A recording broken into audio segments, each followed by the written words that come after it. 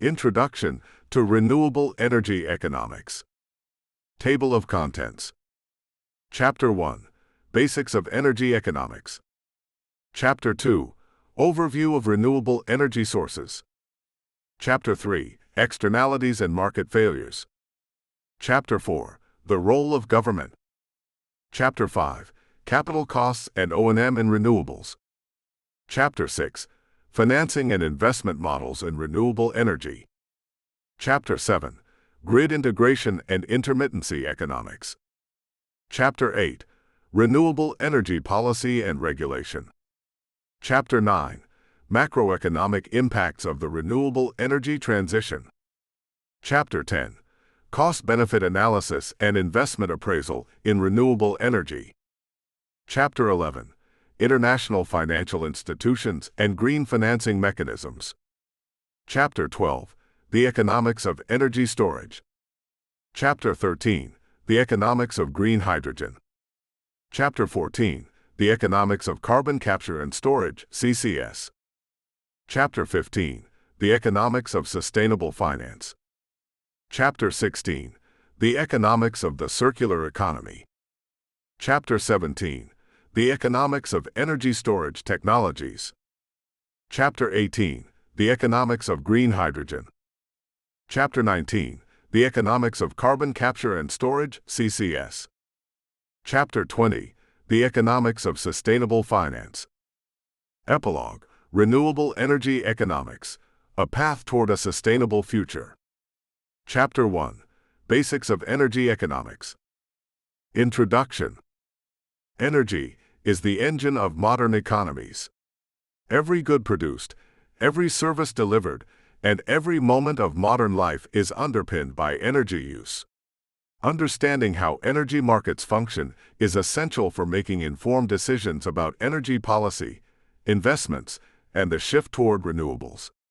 This chapter introduces the core principles of energy economics, including supply and demand, market structures, price formation, and elasticity, providing the analytical tools needed to assess renewable energy in economic terms. Energy as an economic good. Like any other good or service, energy is governed by the basic principles of economics. It has utility. It satisfies consumer and industrial needs. Scarcity. Despite being abundant in some forms, like sunlight, usable energy is limited by technology and infrastructure. Cost. It requires capital, labor, and materials to produce and deliver energy. Energy is also unique in several ways. It is non-storable in most conventional systems. It is essential. Demand is inelastic in the short term. It often involves natural monopolies, e.g., transmission networks. Supply and demand in energy markets. The demand side. Energy demand is influenced by income levels. Higher income correlates with more energy consumption. Price of energy. Price increases generally reduce demand, though not always proportionally. Technological efficiency. More efficient appliances or vehicles reduce per unit energy demand. Weather and climate. Heating and cooling needs drive seasonal demand. Policy measures, taxes, efficiency standards, and subsidies alter demand patterns. The demand curve for energy typically slopes downward. As price rises, demand falls, holding other factors constant. The supply side. Energy supply depends on resource availability, e.g., coal, sunlight, wind speeds. Technology and capital costs, e.g., the cost of installing wind turbines or solar panels. Regulatory frameworks. Market structure, competitive versus monopolistic. The supply curve usually slopes upward. As prices rise, producers are willing to supply more.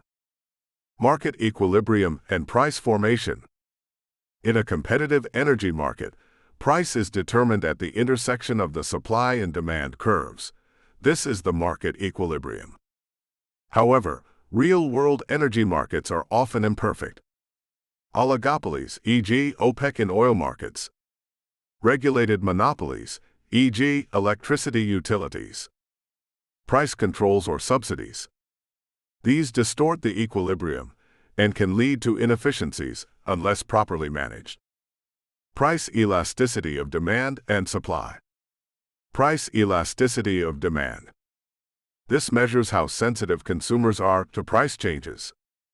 Elasticity equals percent change in quantity. Demanded percent change in price elasticity equals percent change in price percent change in quantity demanded. Inelastic demand, e.g. gasoline in the short term, price changes don't greatly affect quantity. Elastic demand, e.g. electricity in the long term, consumers respond more to price over time by changing usage or buying efficient appliances. Price elasticity of supply. This reflects how easily suppliers can ramp up production. Renewable energy tends to have low marginal costs and can scale relatively fast, solar, wind, making supply more elastic than fossil fuels in some contexts. Energy market failures. Markets sometimes fail to allocate energy efficiently. Common reasons include externalities. Negative effects like pollution are not priced into fossil fuels. Public goods. Clean air is non-excludable and non-rivalrous. Information asymmetry. Consumers may lack full information about efficiency or environmental impact. Monopolistic structures. Lack of competition leads to higher prices or underinvestment. These failures justify policy intervention, a major theme in renewable energy economics. Energy transitions and economic incentives. The shift from fossil fuels to renewables involves major changes in capital flows, labor markets, infrastructure, and consumer behavior. Understanding economic incentives is key to facilitating this transition. Carbon pricing internalizes environmental costs. Subsidies make renewables more attractive in early stages. Regulations can create level playing fields, e.g. feed-in tariffs, renewable portfolio standards. Summary. In this chapter, we laid the groundwork for understanding renewable energy economics by reviewing how supply and demand set energy prices, why energy demand is often inelastic, the implications of externalities and market failures, the importance of economic policy in shaping energy choices. Chapter 2. Overview of renewable energy sources. Introduction. Renewable energy sources are those derived from natural processes that are replenished at a faster rate than they are consumed. Unlike fossil fuels, which are finite and emit greenhouse gases, renewables offer a cleaner, sustainable path forward. This chapter provides an overview of the main types of renewable energy, their technological foundations, economic characteristics, and role in the global energy mix. The 5 pillars of renewable energy. Solar energy. Technology, primarily harnessed through photovoltaic (PV) panels and concentrated solar power (CSP) systems. Economics. High initial capital cost. Near zero marginal operating cost. Rapid cost decline. Learning rate -20% per doubling of capacity. Advantages. Abundant, especially in equatorial regions. Scalable, from rooftop to utility-scale installations. Challenges. Intermittent output, daylight only. Requires storage or grid integration for reliability. Wind energy. Technology. Onshore and offshore turbines convert kinetic energy into electricity. Economics. Competitive LCOE, especially onshore. Offshore wind more expensive, but has higher capacity factors. Advantages. Fast deployment. High energy return on investment, EROI. Challenges. Intermittency, depends on wind patterns. Visual and noise concerns in some communities. Hydropower. Technology. Uses flowing or falling water to spin turbines, includes run-of-river, reservoir, and pump storage systems. Economics. High upfront cost. Very low operating cost. Long asset life, 50+ years. Advantages. Reliable baseload power. Excellent for grid balancing. Challenges. Environmental impact on ecosystems and local communities. Vulnerable to drought and climate variability. Geothermal energy. Technology. Extracts heat from beneath the Earth's surface using wells and turbines. Economics. High exploration risk and drilling costs. Low stable operating costs. Advantages. Provides baseload power. Very low emissions. Challenges. Limited to geologically suitable regions. Requires careful management to prevent resource depletion. Biomass and bioenergy. Technology converts organic matter, wood, crop waste, algae into electricity, heat, or biofuels. Economics. Variable feedstock costs. Often viable where agricultural waste is abundant. Advantages. Dispatchable, can be turned on/off as needed. Can use existing infrastructure, e.g. biofuels in vehicles. Challenges. Land use competition with food crops. Potential air pollution if not well managed.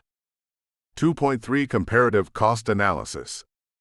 Note, costs vary widely by region, project scale, and financing conditions. Integration into the energy mix. The potential for renewables is vast, but each source plays a different role in the energy mix.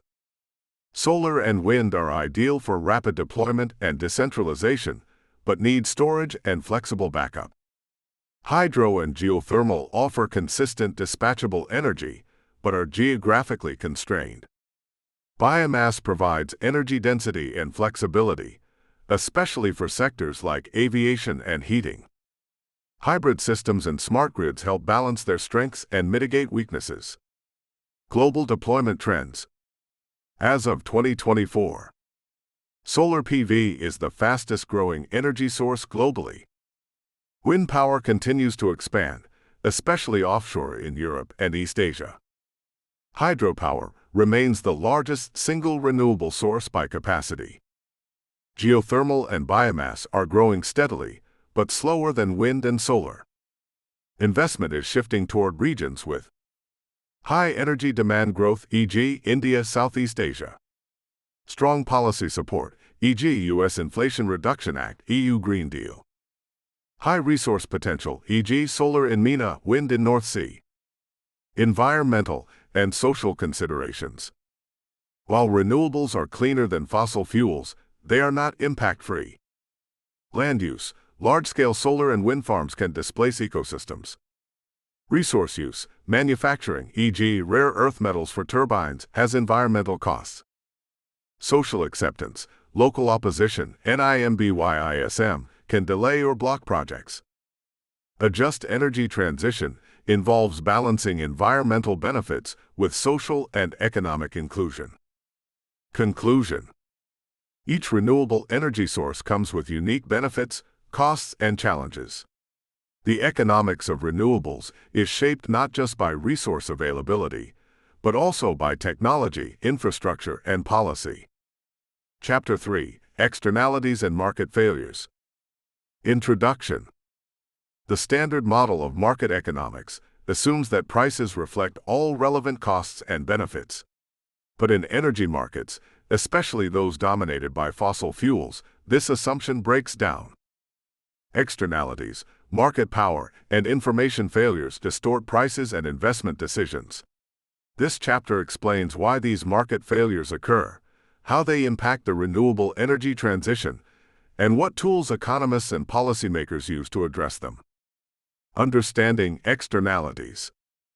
An externality occurs when an economic activity imposes a cost or benefit on third parties not involved in the transaction. Externalities can be negative, e.g., air pollution from coal combustion. Positive, e.g., reduced healthcare costs from cleaner air. In energy markets, externalities are pervasive, particularly with fossil fuels. Negative externalities in fossil fuel use. Air pollution, sulfur dioxide, NO, PM, lead to respiratory illness and premature death. Carbon emissions. Carbon dioxide is a leading cause of climate change. Water use and contamination, especially in coal mining and fracking. Land degradation. Habitat loss from extraction activities. Noise and congestion, especially in transport energy systems. Positive externalities of renewable energy. Reduce greenhouse gas emissions. Lower air pollution. Energy diversification and resilience. Innovation spillovers. Yet markets generally fail to reward these benefits unless policy intervention corrects them. The social cost of carbon. A central concept in climate economics is the social cost of carbon, SCC, an estimate of the economic damages from emitting 1 additional ton of carbon dioxide.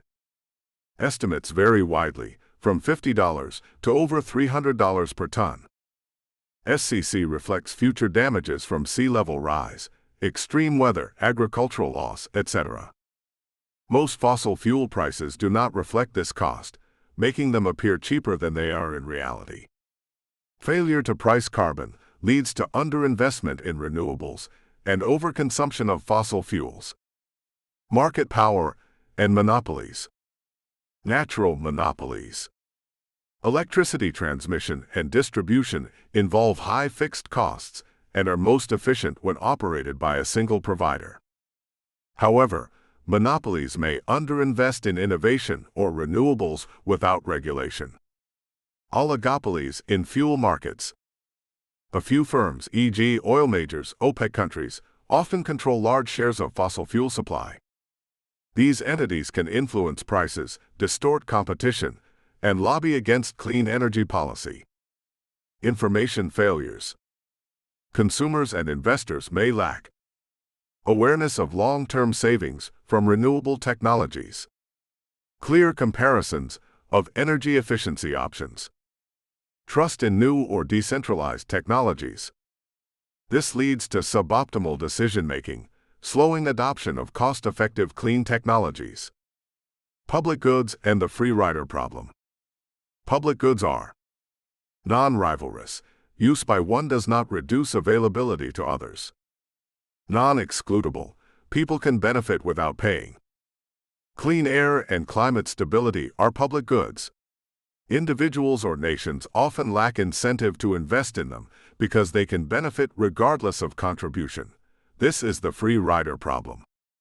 Result: underinvestment in mitigation, e.g., renewable energy, carbon capture.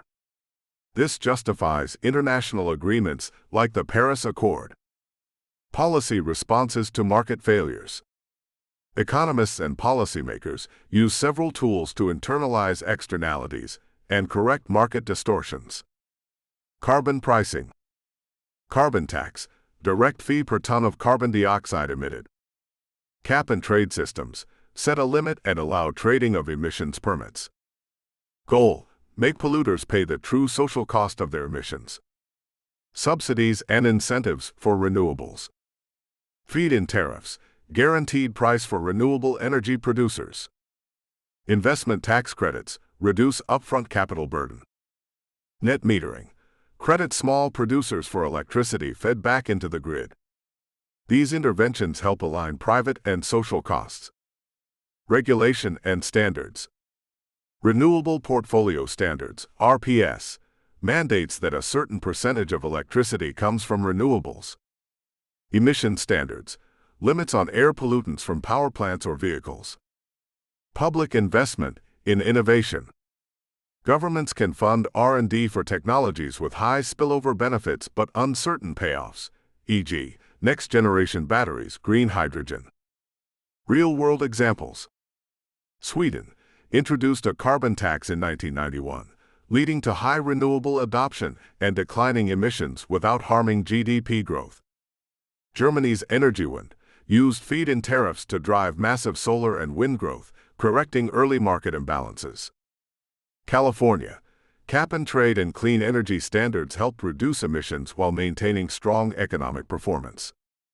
Economic models of market correction.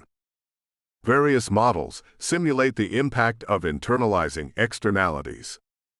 Pigouvian tax models recommend taxes equal to the marginal external damage. General equilibrium models analyze economy-wide effects of energy policy. Integrated assessment models, IAMS, link climate and economic systems to estimate optimal policy paths. These models consistently show that early intervention is more cost-effective than delayed action. 3.10 Conclusion. Market failures, especially unpriced externalities, are a central barrier to clean energy deployment. Fossil fuels enjoy an artificial economic advantage not because they are inherently cheaper, but because their environmental and social costs are excluded from the price. Correcting these failures through pricing, regulation, and investment is essential to unlock the full economic and environmental potential of renewable energy. In the next chapter, we explore how government policy plays a pivotal role in correcting market failures and shaping the future of energy economics. Chapter 4: The Role of Government. Introduction. In a perfect market, economic decisions would align with environmental and social well-being. But energy markets are far from perfect. As explored in the previous chapter, externalities, monopolies, and information failures distort outcomes. Governments play a vital role in correcting these market failures, fostering innovation, and guiding the transition to a low-carbon economy. This chapter examines the tools, strategies, and rationales governments use to influence renewable energy economics. Why governments intervene in energy markets. Governments intervene for several key reasons. Correcting market failures. Externalities. Fossil fuel emissions impose societal costs not reflected in market prices. Public goods. Climate stability and clean air require collective action. Monopolies.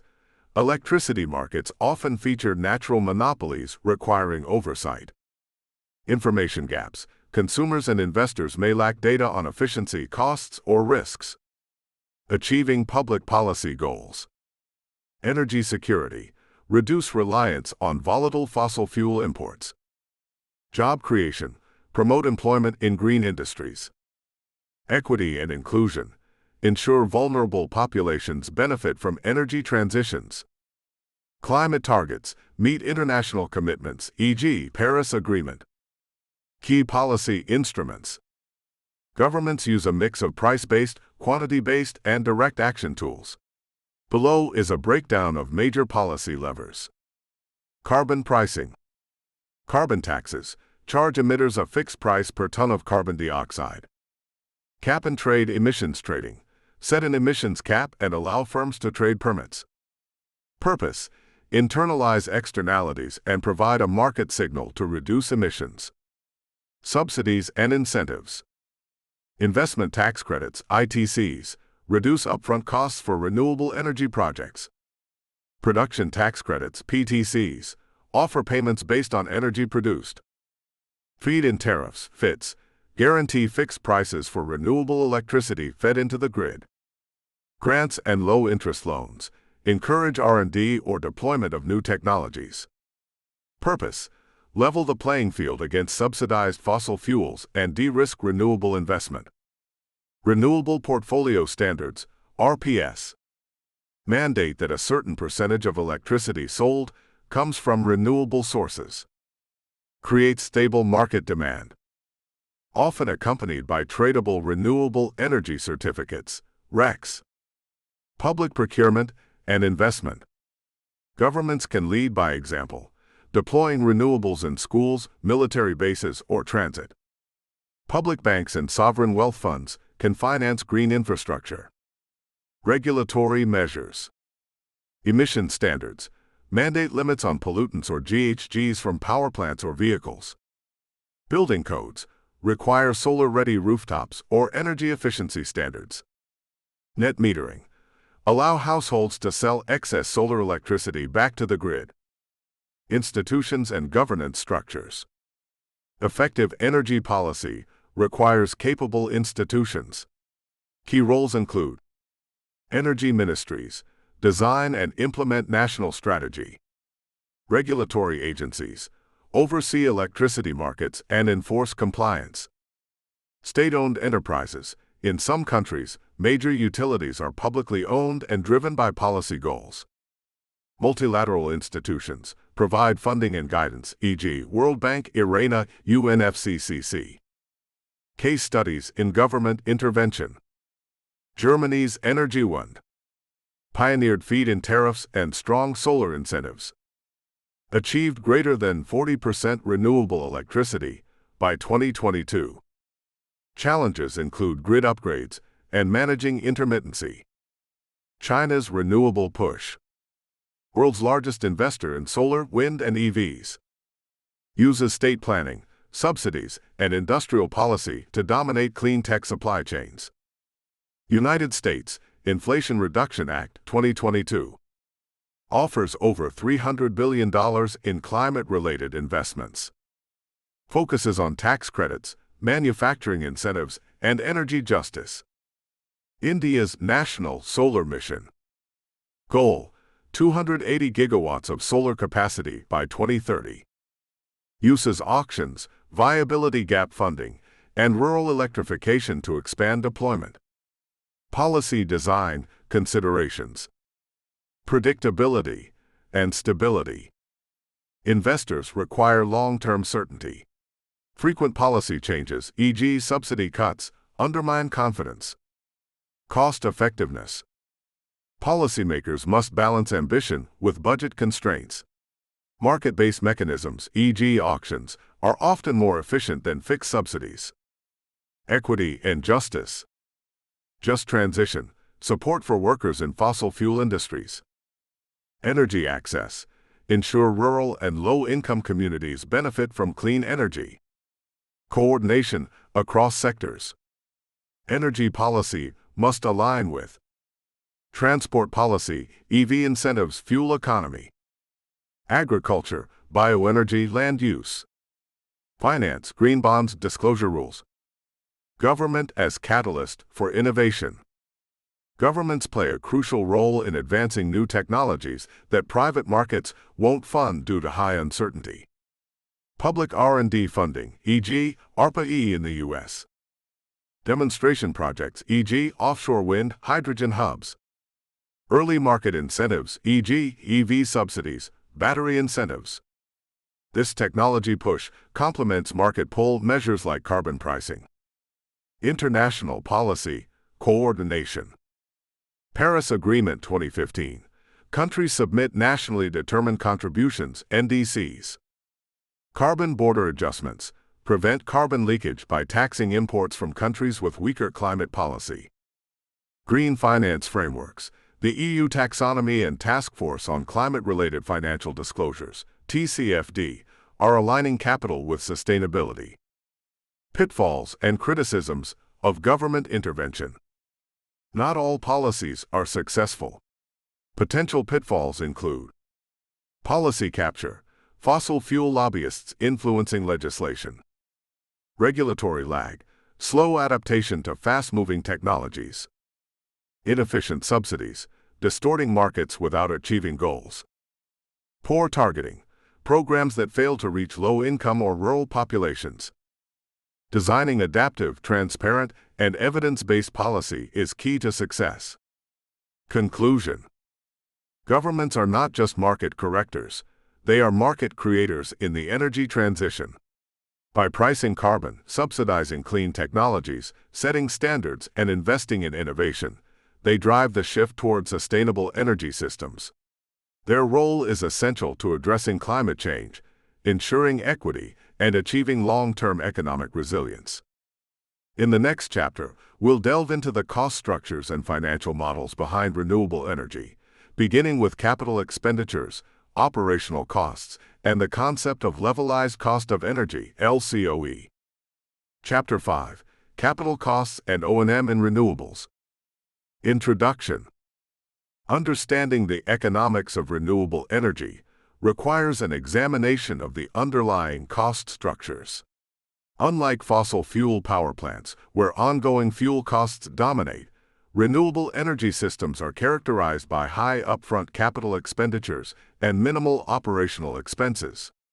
This chapter breaks down the major cost components of renewable projects and analyzes how these costs influence investment decisions and long-term viability. The cost structure of renewable energy. Renewable energy technologies have a front-loaded cost structure. The total cost of a project typically falls into three categories. Capital expenditures, CapEx, upfront costs to build and install the system. Operations and maintenance, O&M, ongoing expenses to keep the system functional. Financing costs, interest and return expectations on borrowed or invested capital. Capital expenditures, CapEx. CapEx includes all costs incurred before a project becomes operational. Key components of CapEx. Equipment costs, turbines, solar panels, inverters, tracking systems, etc. Engineering, procurement and construction, EPC, design, site preparation, labor and installation. Grid connection, transformers, interconnection lines, and integration technology. Permitting and development, land acquisition, licenses, environmental assessments. CapEx by technology. Note, costs vary widely by region, scale, labor, and supply chain conditions. Trends in CapEx. Declining prices. Solar and onshore wind have seen dramatic price drops over the last decade due to economies of scale, manufacturing advances, and learning curves. Rising costs. In some regions, raw material inflation, e.g. lithium, copper, and supply chain disruptions have caused temporary cost increases. Operations and maintenance, O&M. Renewable energy systems require relatively low O&M compared to fossil fuels, but these costs still influence financial viability. 5.4.1 O&M components. Routine maintenance, inspections, software updates, cleaning, part replacement. Corrective maintenance, fixing faults or unexpected issues. Insurance, protection against weather-related damage or liability. Land lease payments, for utility-scale projects on rented property. Typical annual O&M costs. Offshore wind and biomass generally have the highest O&M due to accessibility and feedstock handling. Reducing O&M costs. Digitalization, predictive maintenance using AI and IoT reduces downtime. Standardization, reduces spare part inventories and technician training costs. Remote monitoring, especially impactful for distributed solar systems. Levelized cost of energy, LCOE. The levelized cost of energy, LCOE, is a central metric in comparing energy technologies. Definition. LCOE is the average cost per megawatt hour, MWH, of electricity generated over a project's lifetime, accounting for total CapEx, O&M costs, financing cost, project lifespan, capacity factor. LCOE equals total lifetime cost, total lifetime electricity production. LCOE equals total lifetime electricity production, total lifetime cost. Typical LCOE ranges. 2024 estimates. LCOE allows apples-to-apples comparison across technologies, but doesn't capture intermittency or integration costs. Financing and the cost of capital. Financing costs significantly affect LCOE, especially for renewables with high upfront investment. Weighted average cost of capital, WACC. WACC reflects the cost of debt and equity financing. WACC equals EV.operator RE plus DV.operator RO.operator 1 minus D. WACC equals VE.operator RE plus VD.operator RO.operator 1 minus D. Where E, equity portion. DD, debt portion. VV, total capital. RERE, cost of equity. RDRD, cost of debt. TT, tax rate. Impact of WACC on LCOE. A lower WACC dramatically reduces LCOE. For example, at 5% WACC, a solar project may have LCOE of $30 per megawatt hour. At 10% WACC, the same project's LCOE might rise to $50 per megawatt-hour. Countries with stable regulatory environments and green finance markets tend to have lower WACC, making renewable projects more viable. Capacity factor and output variability. The capacity factor measures the actual output of a plant as a percentage of its theoretical maximum. Capacity factor equals actual output maximum possible output capacity factor equals maximum possible output actual output. Technologies with higher capacity factors generally offer lower effective costs per megawatt-hour, despite higher capex. Decommissioning and lifecycle costs. Though often overlooked, decommissioning adds to total lifecycle costs. Solar panel recycling is improving but still limited. Wind turbine blades are difficult to recycle. Hydro dam removal is costly and controversial. Geothermal biomass long-term site rehabilitation may be required. Accounting for full life cycle costs ensures better economic and environmental assessments. Comparative case study: wind versus natural gas. Wind is more capital-intensive, but once built, it offers long-term savings, especially in a world where carbon is priced. Conclusion: renewable energy projects rely heavily on upfront investment with low ongoing costs. This makes them highly sensitive to interest rates, policy stability, and access to affordable financing. As technology improves and capital costs fall, renewables become not just cleaner but cheaper. Understanding the full cost structure is essential for smart investment, effective policy, and successful transition. In the next chapter, we'll explore investment models and financing mechanisms, including how governments, investors, and financial institutions fund renewable energy projects. Chapter 6: Financing and Investment Models in Renewable Energy. Introduction. While falling technology costs have made renewables increasingly competitive, they still require substantial upfront capital. Financing, how these projects are funded and by whom, is central to scaling clean energy. This chapter explores investment models used globally, highlighting the diversity of financing instruments, the evolving role of institutional investors, and the growing intersection of green finance and public policy. The challenge of financing renewables. Renewable energy's capital-intensive nature and long payback periods create a unique financing profile. High upfront investment, low operating costs, long asset lifespans, regulatory dependency, e.g., subsidies, tariffs, PPAs. This risk-return profile appeals to some investors but deters others. Tailoring financing models to technology, geography, and project size is essential. Sources of capital. Equity investors provide capital in exchange for ownership and returns tied to project success. Project developers often invest early to develop and secure permits. Venture capital and private equity focus on early-stage or high-growth companies, e.g., storage, hydrogen.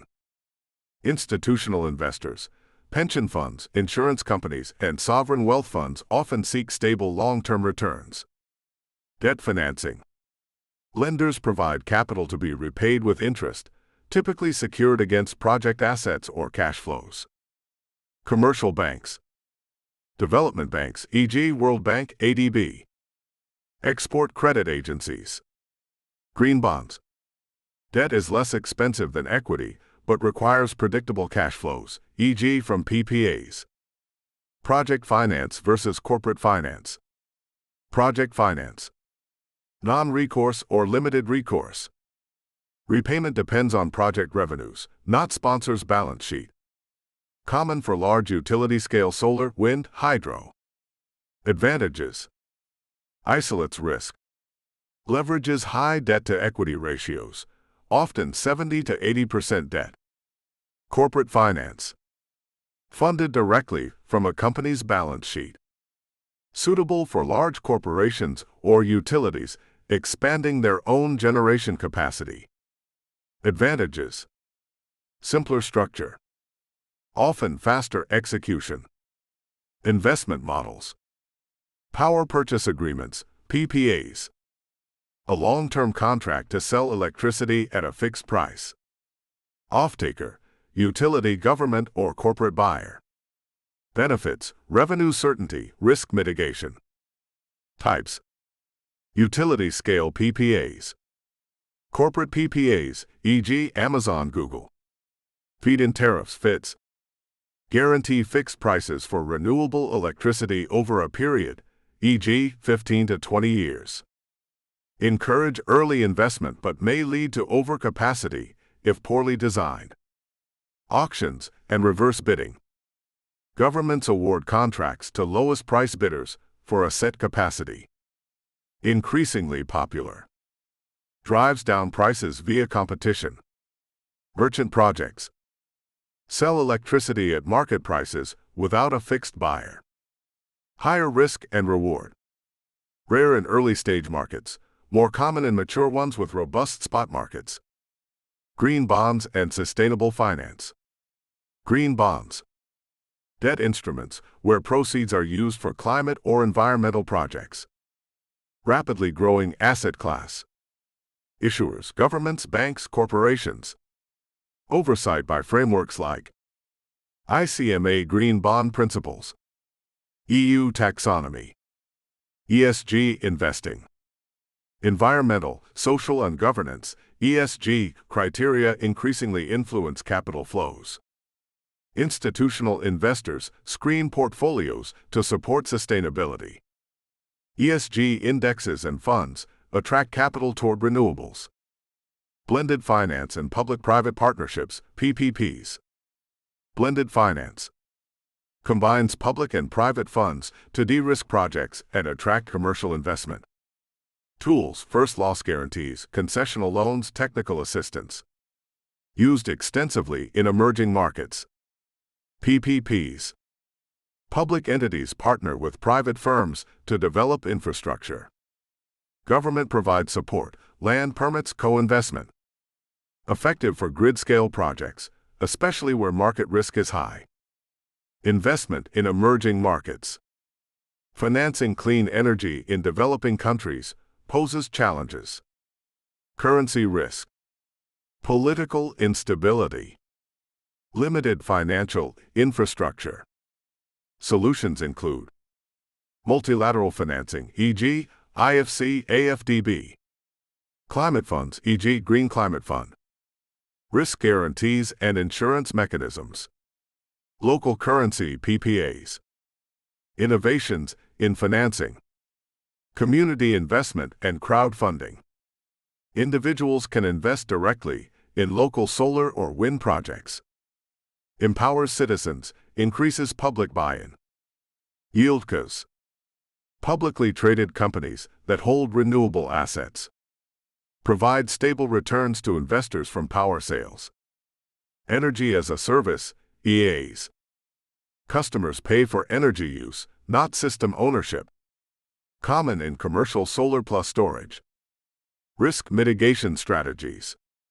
Renewable projects face risks across development and operational phases. Risk management is vital to reduce cost of capital and attract investment. Case studies. Solar PPA in Chile. 200 megawatts plant financed with 20-year PPA. Attracted international capital due to currency stability and strong solar resource. Wind Yieldco in the U.S. Aggregated multiple wind farms under one publicly traded entity. Allowed small investors to participate in utility-scale wind investment. Green bonds in India. National Thermal Power Corporation issued green bonds to build solar parks. Tapped global capital markets with climate-focused disclosure. Conclusion. Renewable energy financing is no longer a niche activity. It's a central pillar of the global financial system. From structured project finance to democratized community investment, capital is increasingly flowing toward sustainable infrastructure. Still, barriers remain, particularly in emerging markets and risk-sensitive technologies. Innovative financing models and strong policy support are essential to unlock the trillions needed for the energy transition. Chapter 7: Grid Integration and Intermittency Economics. Introduction. As the share of wind and solar power rises, so do the challenges of maintaining a stable and reliable power grid. Unlike conventional generation, variable renewable energy (VRE) is intermittent. It depends on weather, time of day, and seasonal patterns. This chapter focuses on the economic implications of intermittency, grid integration costs, and the evolving strategies used to ensure grid reliability while scaling renewables. Understanding intermittency and variability. Intermittency versus variability. Intermittency: the generation stops and starts, e.g., no solar production at night. Variability: fluctuations in output over time, e.g., cloud cover or wind gusts. These characteristics reduce the dispatchability of VRE compared to coal, gas, or hydro.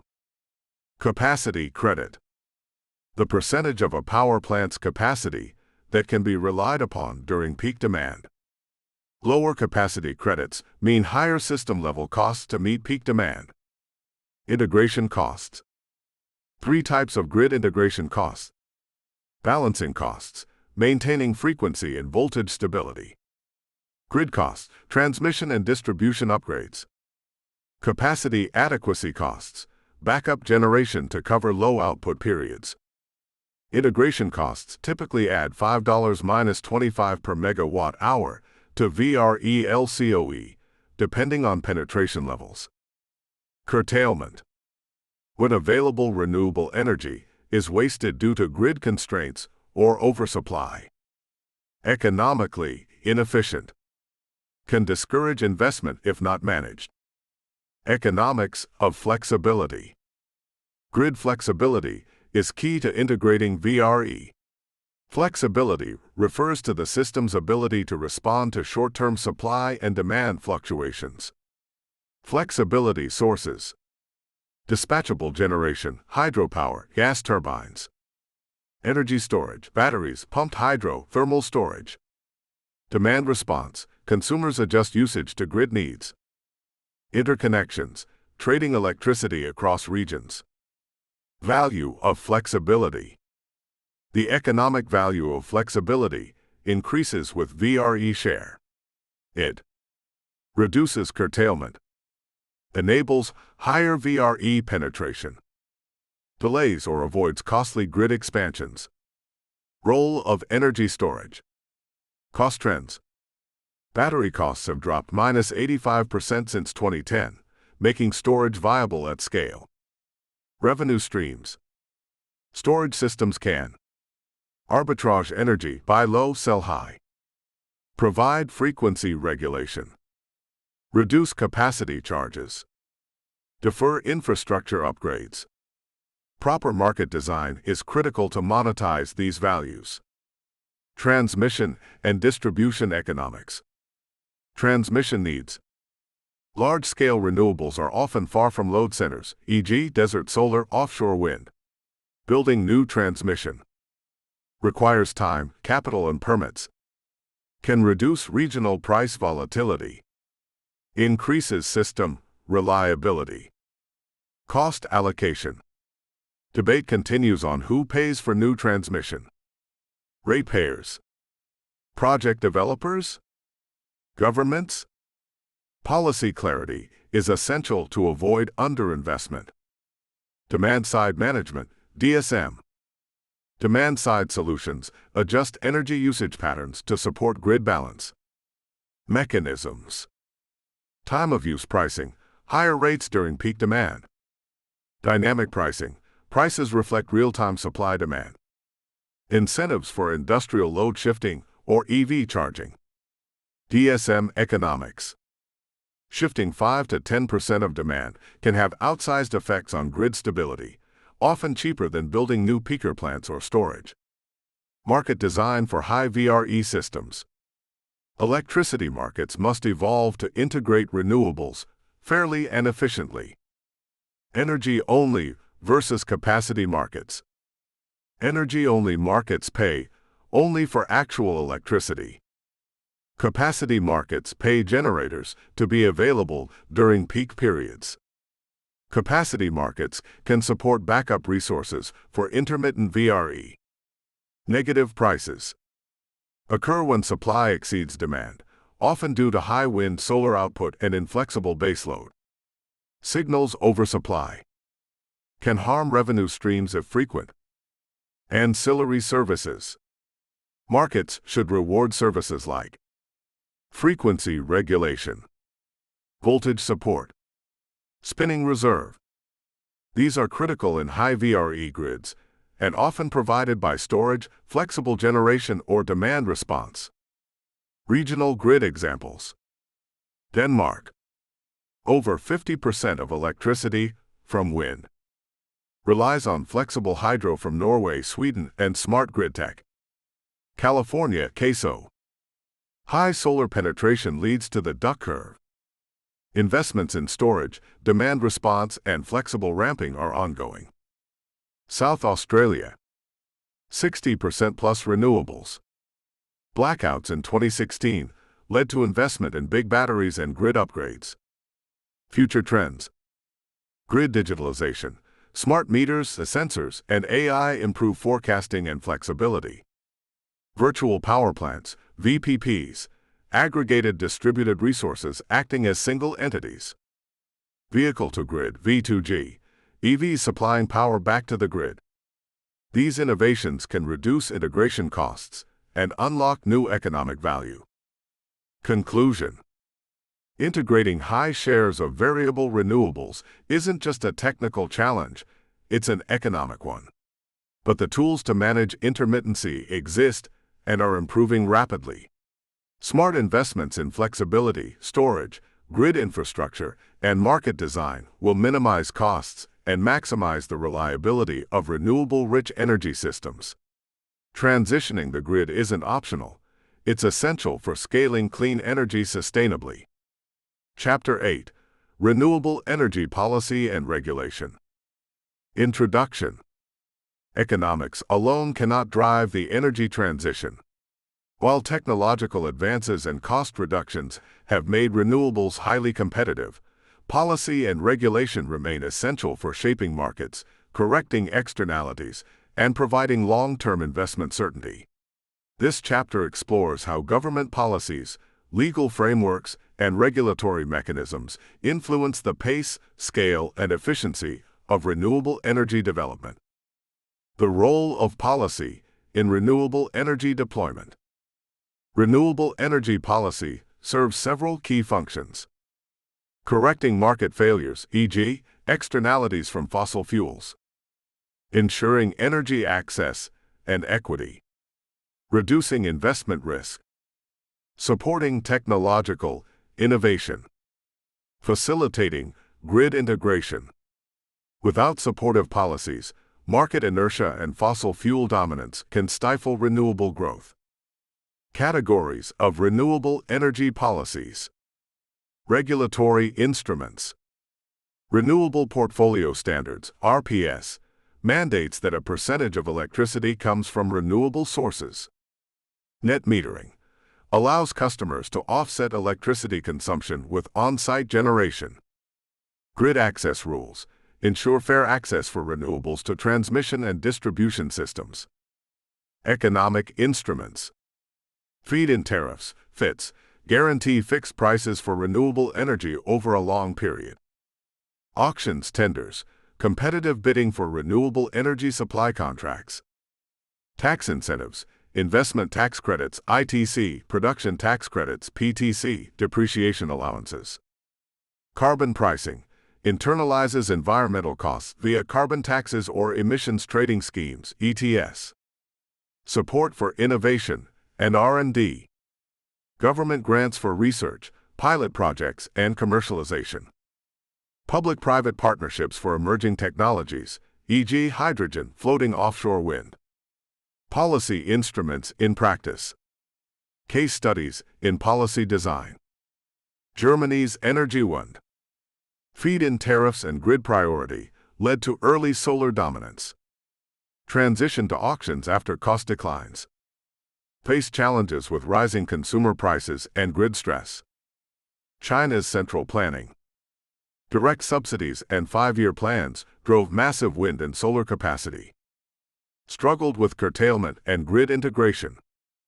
Recently shifted toward market-based auctions. U.S. federal and state mix. Federal tax credits, ITC/PTC, provided investment certainty. State-level RPS policies drove diverse approaches. FERC policies increasingly relevant for grid modernization and access. Designing effective renewable energy policies. Characteristics of successful policies. Clarity and consistency. Investors need stable long-term signals. Cost efficiency. Avoid overcompensation and market distortions. Flexibility. Adapt to technology progress and market maturity. Inclusiveness. Consider energy poverty, workforce impacts, and local benefits. Avoiding policy pitfalls. Boom and bust cycles caused by abrupt subsidy changes. Permitting bottlenecks, delay projects, and raise costs. Poor integration planning leads to curtailment and inefficiency. Regulatory challenges in emerging markets. Developing countries face unique regulatory hurdles. Unclear land and resource rights. Weak grid infrastructure. Limited regulatory capacity. Currency and sovereign risk. Solutions. Model regulations from international best practices. Capacity building programs for energy regulators. Blended finance and credit enhancement. International policy frameworks and cooperation. Multilateral agreements. Paris Agreement, nationally determined contributions, NDCs, often include renewable targets. RE100 initiative, corporates commit to 100% renewable electricity. IEA-IRENA collaboration offers policy guidance and modeling. Cross-border power markets. EU internal energy market, harmonized regulation, carbon pricing, and transmission access. West Africa Power Pool enables renewable sharing across countries. ASEAN Power Grid, early-stage regional planning for renewables integration. Regulatory evolution for distributed and digital energy. Accommodating distributed energy resources, DERs. Need for rules around interconnection. Compensation, e.g., net metering value of solar. Aggregation into markets. Grid codes for inverter-based resources must evolve to reflect dynamics of wind, solar, and storage. Require technical standards for frequency, voltage support. Enabling new market players. Energy as a service providers. Virtual power plants, VPPs. Peer-to-peer trading. Future directions in renewable energy policy. Just transition policies. Support for fossil fuel workers and communities. Reskilling programs, local job creation, and inclusive planning. Climate-aligned industrial policy. Aligns renewable goals with broader economic aims. Domestic manufacturing. Export competitiveness. Green infrastructure. Digital and AI-driven regulation. Real-time grid monitoring and demand-side response. I in forecasting and market optimization.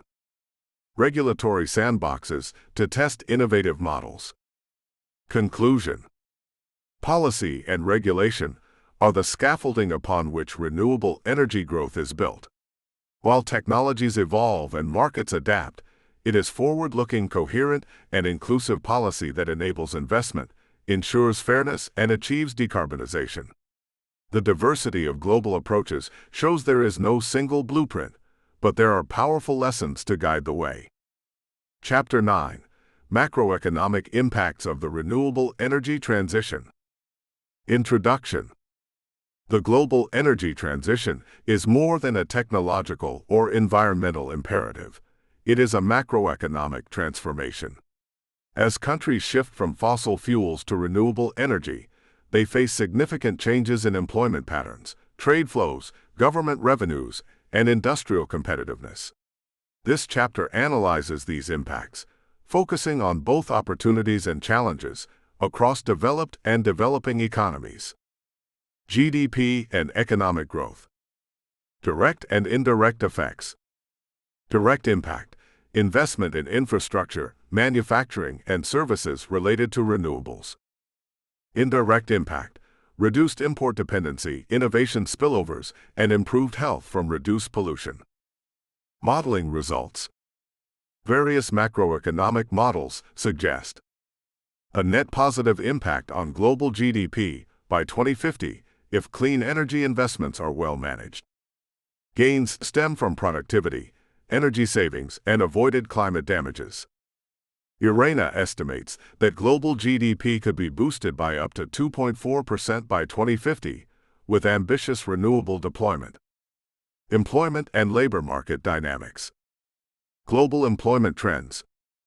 Renewable energy sector employed over 13.7 million people globally in 2023, up from 7 million in 2012.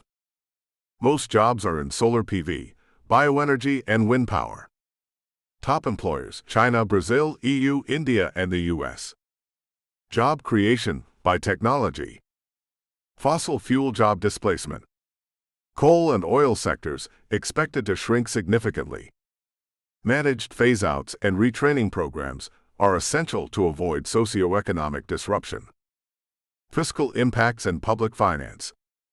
Fossil fuel revenues.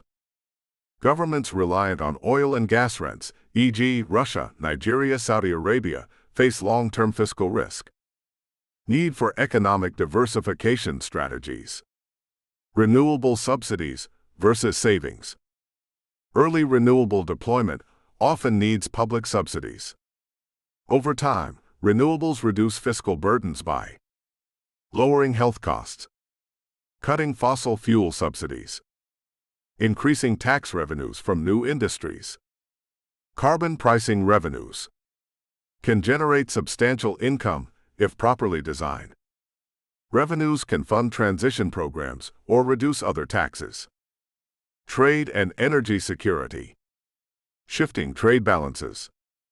Fossil fuel importers benefit from reduced energy bills. Exporters may face declining revenues unless they adapt. Green technology trade. Countries leading in solar panels, batteries, wind turbines, and electrolyzers can gain export advantages. Critical minerals, e.g., lithium, cobalt, rare earths, are becoming geopolitically significant. Energy independence.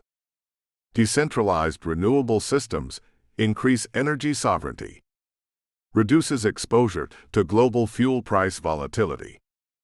Innovation and productivity. Innovation spillovers. Renewable R&D drives advances in materials science, digital controls, artificial intelligence. Benefits can spread to other sectors like transport and manufacturing. Distributed productivity gains.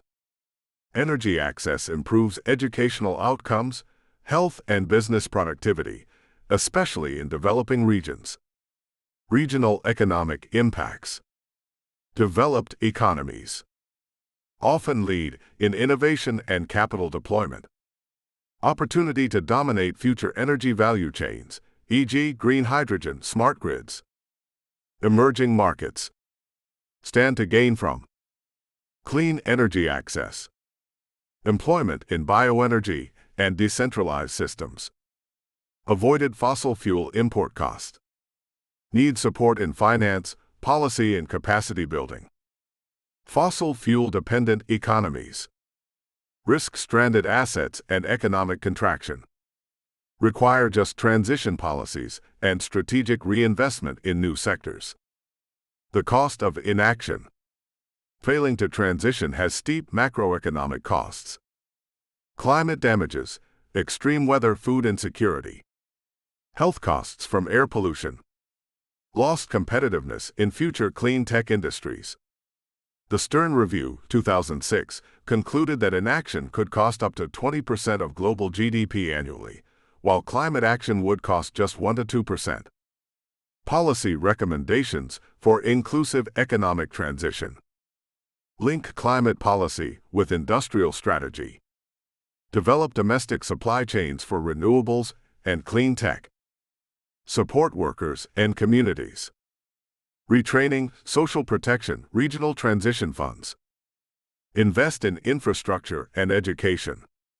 Modern grids, EV charging, STEM education and technical training.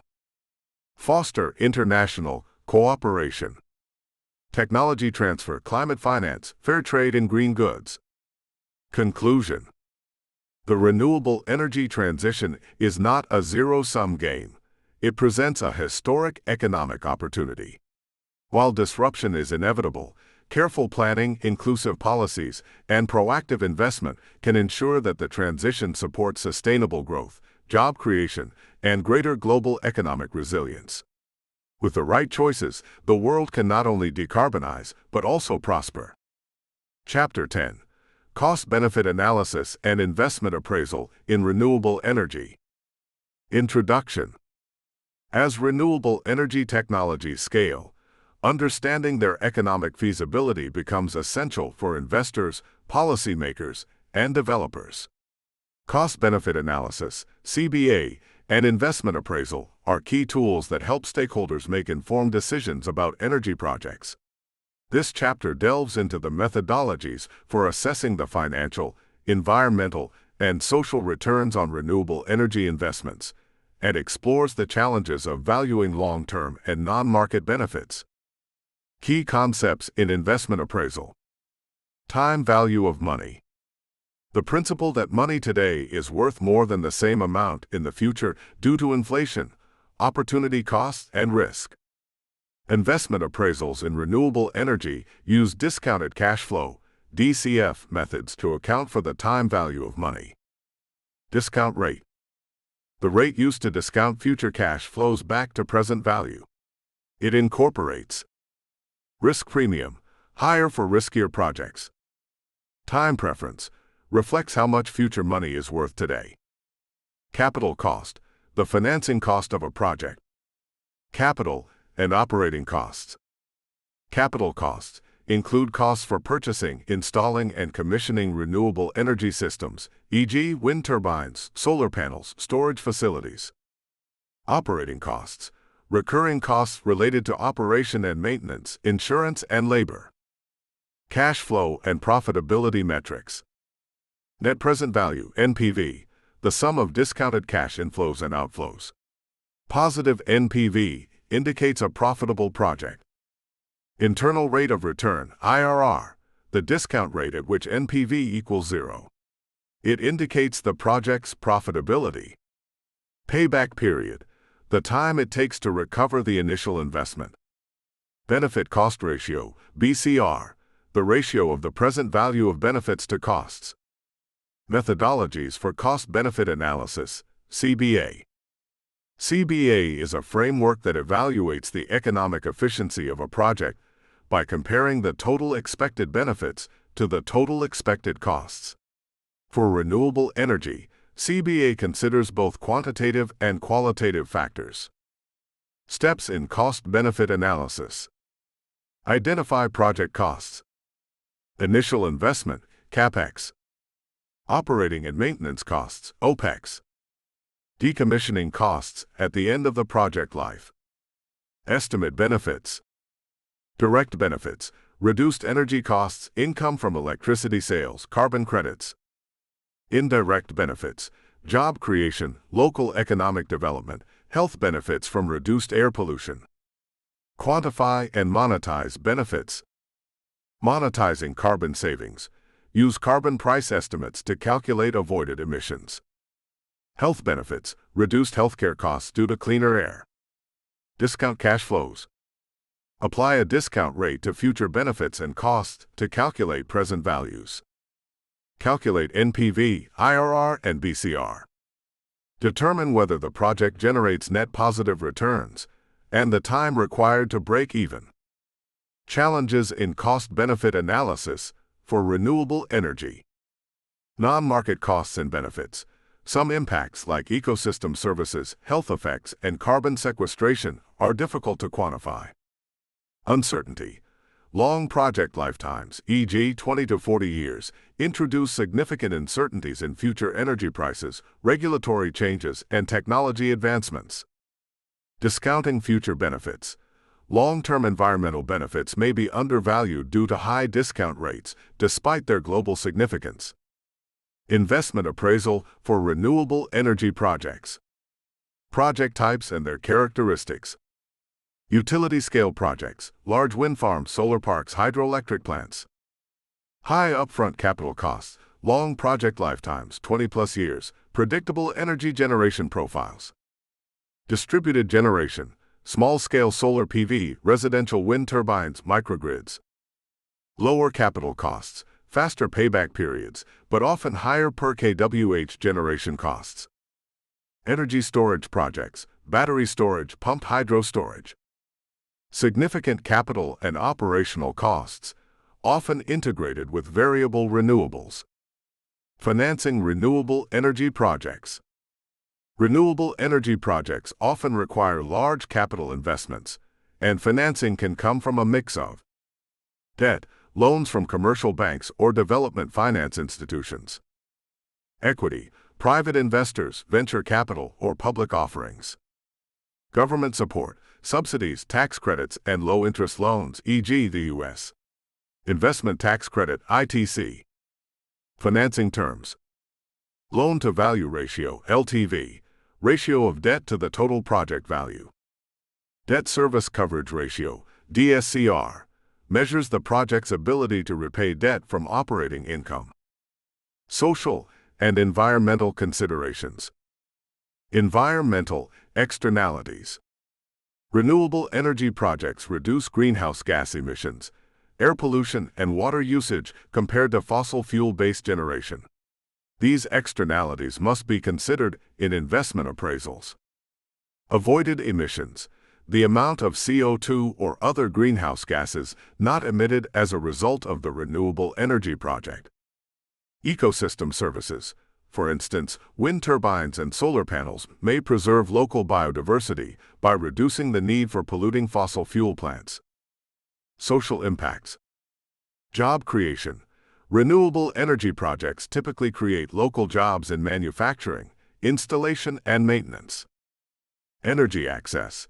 Especially in developing countries, renewable energy provides the opportunity to expand energy access to remote or underserved areas. Social discounting. When conducting CBA for projects with significant social benefits, such as health improvements and access to energy, a lower discount rate is sometimes used to reflect their long-term social value.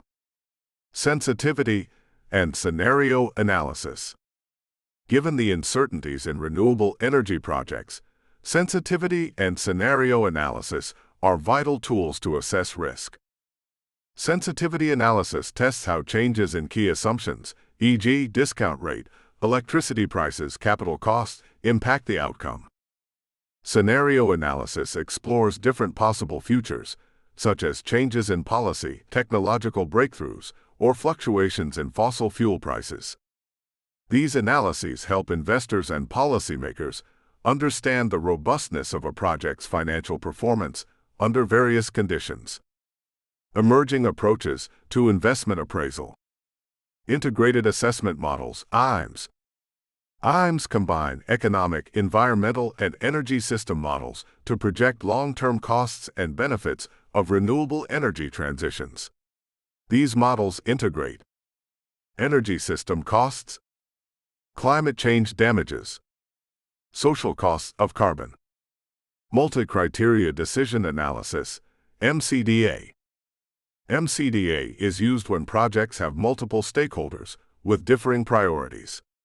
It allows for a holistic evaluation by considering both quantitative, e.g., costs, energy production, and qualitative, e.g., community impact, biodiversity factors. Conclusion. Cost-benefit analysis and investment appraisal are essential tools for the renewable energy sector, enabling informed decision-making that maximizes financial returns while considering environmental and social impacts. However, these tools must be adapted to address the unique challenges of renewable energy projects: long lifespans, uncertain regulatory environments, and the need for significant upfront investment. Chapter 11: International Financial Institutions and Green Financing Mechanisms. Introduction. The transition to a renewable energy future is not only a technical and economic challenge, it is also a financial one. Large-scale renewable energy projects require significant investment, and much of this funding comes from international financial institutions, IFIs, development banks, and specialized green financing mechanisms. This chapter explores how these entities provide the necessary capital, technical support, and policy guidance to scale up renewable energy adoption globally. Role of international financial institutions, IFIs. Overview of key IFIs in renewable energy finance. Several international financial institutions have been instrumental in driving the global renewable energy transition. The World Bank, WB, one of the largest sources of financing for energy infrastructure, with a focus on clean energy projects and energy access.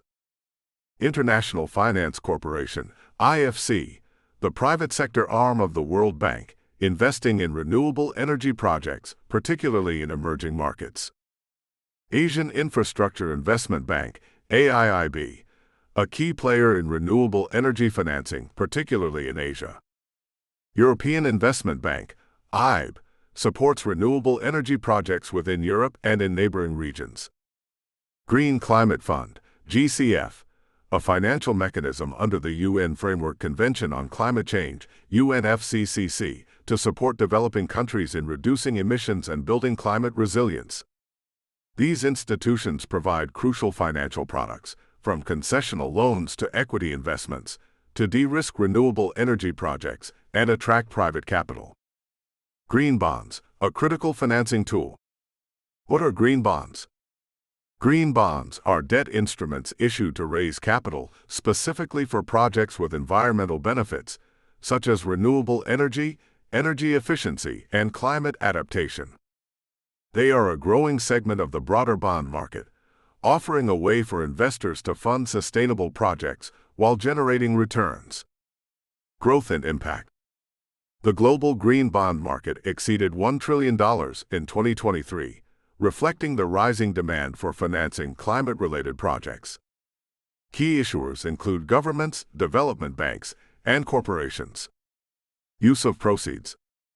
Funds raised through green bonds are typically allocated to renewable energy infrastructure such as solar farms, wind parks, and grid modernization. These investments can enhance the financial viability of projects by lowering the cost of capital and extending the maturity period. Standards and certification. The Green Bond Principles, GBP, developed by the International Capital Market Association, ICMA, provide guidelines for issuing green bonds and ensuring transparency, integrity, and environmental impact. The Climate Bonds Initiative, CBI, certifies bonds based on their environmental benefits. Climate financing mechanisms. Green Climate Fund, GCF.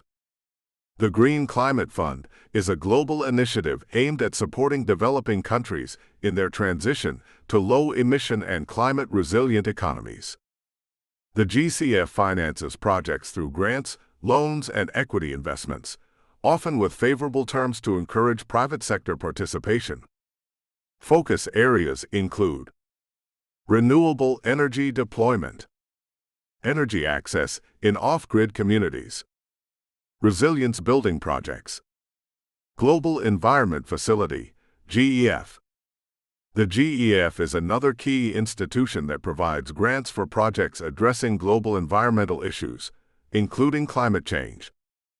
It works with countries to co-finance renewable energy and energy efficiency projects, targeting specific environmental and developmental goals. The Climate Investment Fund, CIF.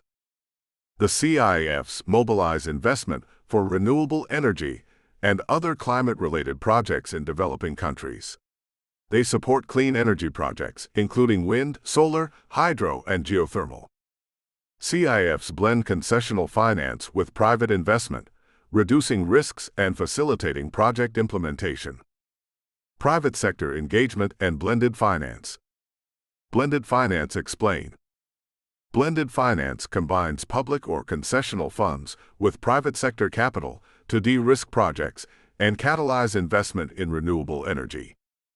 Blended finance structures typically involve public finance acting as a first loss provider or offering guarantees to protect private investors from risks, such as currency fluctuations, political instability, or low return on investment.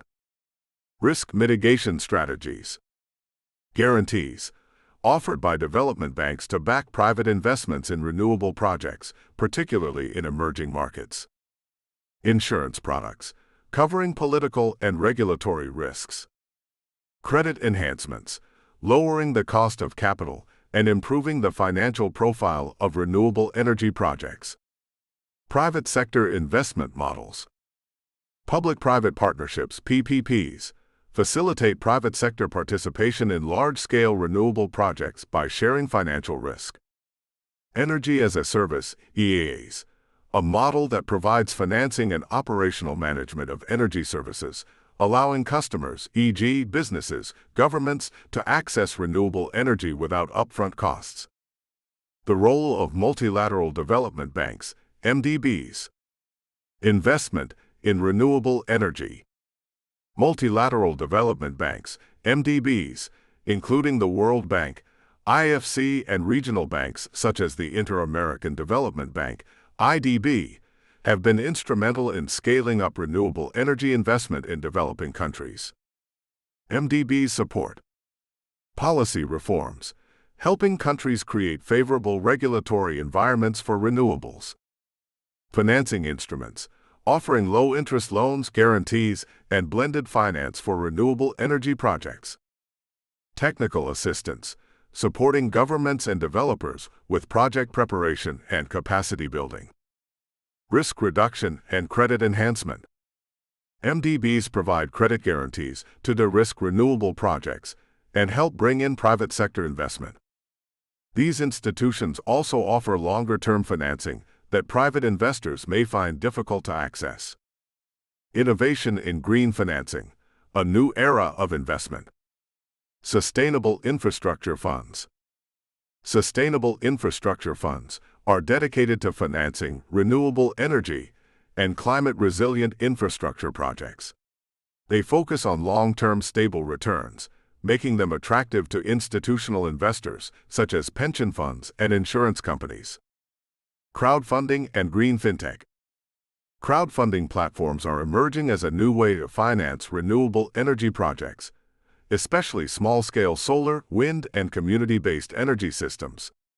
These platforms enable individuals to invest directly in renewable projects, democratizing access to green investment opportunities. Green sovereign bonds. Some governments are issuing sovereign green bonds to raise funds for national renewable energy transitions, enhancing their credibility as leaders in climate finance and attracting environmentally conscious investors. Challenges in green financing. Limited capital for early-stage projects. Early-stage renewable energy projects, especially in developing regions, often face challenges in securing funding due to high risks, lack of track records, and insufficient financial infrastructure. Regulatory and policy barriers. Inconsistent policies, regulatory uncertainty, and lack of clear energy frameworks can deter investors and reduce the effectiveness of financing mechanisms. Currency and political risks. Currency volatility and political instability in emerging markets can heighten risks for international investors, potentially making renewable energy projects less attractive. The path forward: scaling up green financing. To accelerate the energy transition and meet global climate goals, the scale and scope of green financing must expand. Policy clarity. Governments must provide long-term regulatory frameworks that support renewable investments. Risk reduction. Blended finance and de-risking tools are key to attracting private capital. Market expansion. Green bonds, private equity funds, and crowdfunding platforms must continue to grow, enabling wider access to renewable energy investments. Furthermore, international cooperation is critical to addressing the financing gap in developing countries. Mechanisms like the GCF and CIFs can play a central role in providing financial support where it is most needed. Conclusion. International financial institutions and green financing mechanisms are pivotal in advancing the renewable energy transition.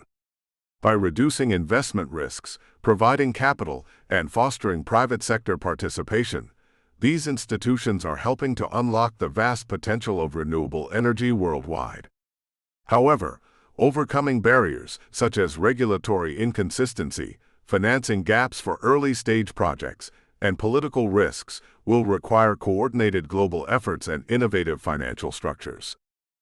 The future of clean energy financing is bright, but continued commitment and innovation are essential to achieving the ambitious goals of the Paris Agreement. Chapter 12. The Economics of Energy Storage. Introduction. As renewable energy sources such as solar and wind become more prominent in global energy markets, one of the most pressing challenges is their intermittency, the fact that renewable generation is not constant or predictable. To address this, energy storage systems have become essential. These systems allow for the storage of excess energy when supply exceeds demand, which can then be used when renewable generation is low. This chapter explores the economic aspects of energy storage, examining the different technologies, their cost structures, market dynamics, and how they are reshaping the energy landscape. The need for energy storage in a renewable-powered future. Intermittency of renewables. Solar and wind energy are intermittent by nature, meaning they are not always available when demand is highest. For instance, solar power is only generated during the day, and wind power fluctuates depending on wind patterns. Without storage, excess energy generated during periods of high renewable output, e.g. sunny or windy days, may be wasted, and during low output periods, e.g. cloudy days, calm winds, the grid may need to rely on fossil fuels or other non-renewable sources. Role of energy storage in grid flexibility. Energy storage systems help provide grid stability and flexibility, ensuring a continuous and reliable supply of energy even when renewable generation is low. S helps utilities balance supply and demand by providing energy when it is needed most, reducing the need for fossil fuel-based peaking plants, and improving grid resilience. Types of energy storage technologies. There are various technologies available for energy storage, each with its own economics, advantages, and disadvantages. These technologies can be broadly categorized into battery energy storage systems, BESS. Lithium-ion batteries, currently the most widely used technology for grid-scale and residential energy storage. They offer high efficiency, fast response times, and relatively low maintenance costs. Cost trends. The cost of lithium-ion batteries has dropped significantly in recent years. According to Bloomberg NEF, the price of lithium-ion batteries fell by about 89% between 2010 and 2020, making them more competitive for energy storage applications. Challenges. Battery degradation over time and raw material supply constraints, such as lithium and cobalt, pose challenges for large-scale adoption. Other batteries.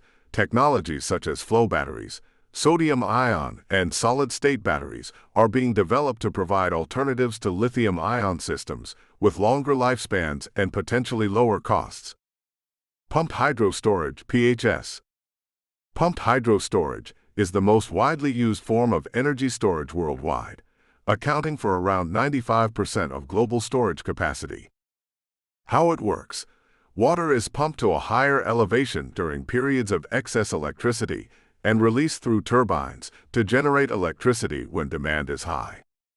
Costs. While capital-intensive due to infrastructure costs, pumped hydro has very low operational costs, long lifespans 50 plus years, and is capable of storing vast amounts of energy. Challenges: geographic location constraints, environmental impact, and high upfront investment costs. Compressed air energy storage, CAES. Compressed air energy storage works by compressing air into underground caverns during off-peak periods and releasing it to generate electricity when needed. Cost: capital-intensive with lower efficiency compared to batteries and pumped hydro. Challenges: require suitable geological formations and large-scale infrastructure. Thermal energy storage, TES. Thermal storage stores energy in the form of heat. For example, molten salt storage is used in some solar thermal power plants to store excess heat, which can then be converted back into electricity. Cost: relatively lower capital costs compared to battery storage. Challenges: efficiency losses during conversion from heat to electricity and high energy demand for heating. Flywheel energy storage. Flywheel systems store energy in the form of rotational kinetic energy. They offer fast charging and discharging times, making them suitable for applications requiring rapid response. Cost: moderate capital costs and a long life cycle, though lower energy density than batteries. Challenges: shorter storage duration compared to other technologies and mechanical losses due to friction. Economics of energy storage systems. Capital costs and market prices. The upfront capital costs of energy storage technologies are a critical factor in determining their economic viability. Storage systems require significant investment in both equipment and infrastructure. However, the costs vary widely depending on the technology. Battery storage. Capital costs have decreased significantly, but the economic feasibility still depends on the project size and location. Pumped hydro. While it has a higher upfront capital cost due to infrastructure, its operational costs are much lower, leading to longer-term economic advantages. Levelized cost of storage, LCOS. LCOS is a metric that evaluates the cost of storing electricity over the lifetime of the storage system, accounting for both capital and operational expenditures. As battery prices continue to fall, the LCOS for batteries has become competitive with fossil fuel-based peaking plants. Revenue streams for energy storage. Energy storage projects can generate revenue through several mechanisms. Energy arbitrage, storing energy when prices are low and selling it when prices are high. Grid ancillary services, providing services such as frequency regulation, voltage support, and spinning reserve to maintain grid stability. Capacity payments, receiving compensation for being available to discharge during peak demand. Renewable integration. S helps integrate variable renewable energy sources into the grid by storing surplus generation and discharging it during periods of low renewable output. System integration costs. The costs of integrating energy storage into the grid can include grid upgrades to accommodate new storage systems and ensure reliable and efficient distribution. Battery management systems, required to monitor and control battery performance, maximize lifespan, and optimize storage operations. Economic benefits of energy storage. Energy storage systems offer several economic benefits that extend beyond just the direct cost savings. Supporting grid resilience. S can enhance grid resilience by providing backup power during grid outages or extreme weather events, preventing the economic and social costs associated with blackouts. Reducing the need for peaking plants. By storing energy during low demand periods, S can reduce the need for peaking power plants, which are typically fossil fuel-based and have high operational costs. This not only saves money, but also reduces emissions associated with fossil fuel generation. Enabling decentralized energy systems. Energy storage enables the development of decentralized energy systems, such as microgrids, where local communities can generate, store, and consume their own renewable energy. This can be particularly valuable in rural or remote areas where grid infrastructure is lacking. Enhancing energy security. S enhances energy security by reducing reliance on imported fuels and allowing for more local, renewable energy production. Market dynamics and regulatory framework. Energy storage market growth.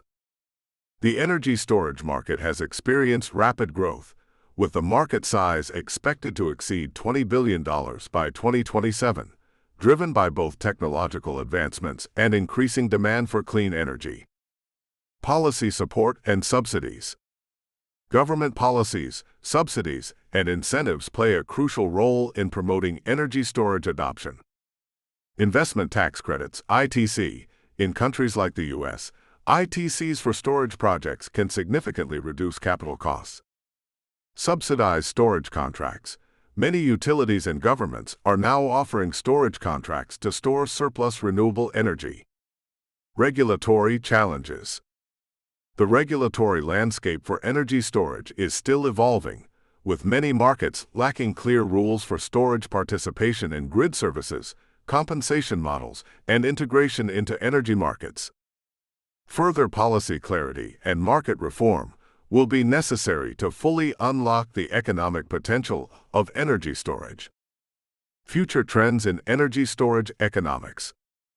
Technological advancements.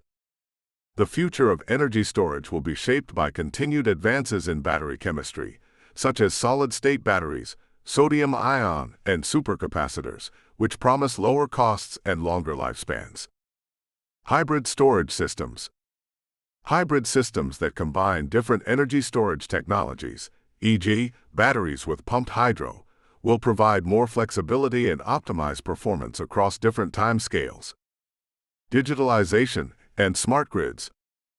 The integration of smart grid technologies will enhance the efficiency of energy storage systems by allowing for real-time monitoring and optimization, improving both the economic and operational performance of storage assets. Conclusion. Energy storage plays a pivotal role in enabling a renewable-powered future by solving the intermittency challenge and providing grid flexibility. While the initial capital costs can be high, technological advancements, declining prices, and supportive policy frameworks are making energy storage increasingly economically viable. As the market for energy storage continues to evolve, it is expected to become an integral part of global energy systems, driving further decarbonization and enhancing energy security. Chapter 13. The Economics of Green Hydrogen. Introduction. Green hydrogen has emerged as a cornerstone in the global strategy to decarbonize industries and sectors that are difficult to electrify directly, such as heavy industry, long-distance transportation, and power generation. Unlike traditional hydrogen, which is produced from fossil fuels, green hydrogen is produced by using renewable energy to power the electrolysis of water, resulting in zero-emissions hydrogen. This chapter explores the economic aspects of green hydrogen, including production costs, market potential, its role in the energy transition, and the policies needed to support its growth. The basics of green hydrogen. What is green hydrogen? Green hydrogen is hydrogen produced via electrolysis powered by renewable energy sources such as solar, wind, hydropower, or geothermal. In this process, electricity is used to split water, H2O, into hydrogen, H2, and oxygen, O2.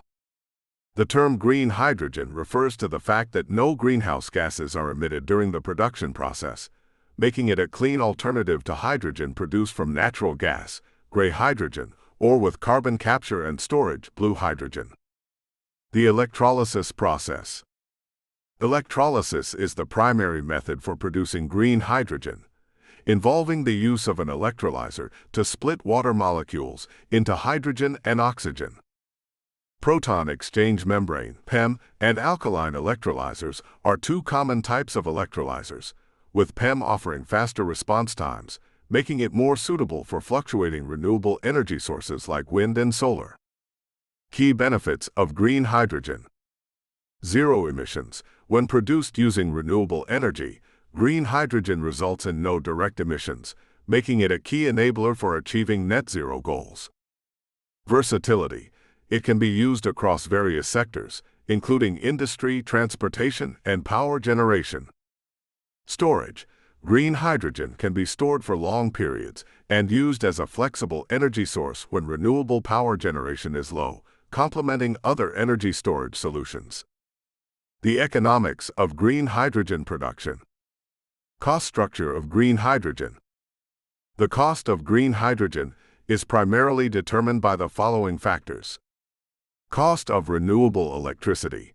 Since electrolysis requires a significant amount of electricity, the price of renewable energy is one of the most critical factors influencing hydrogen production costs.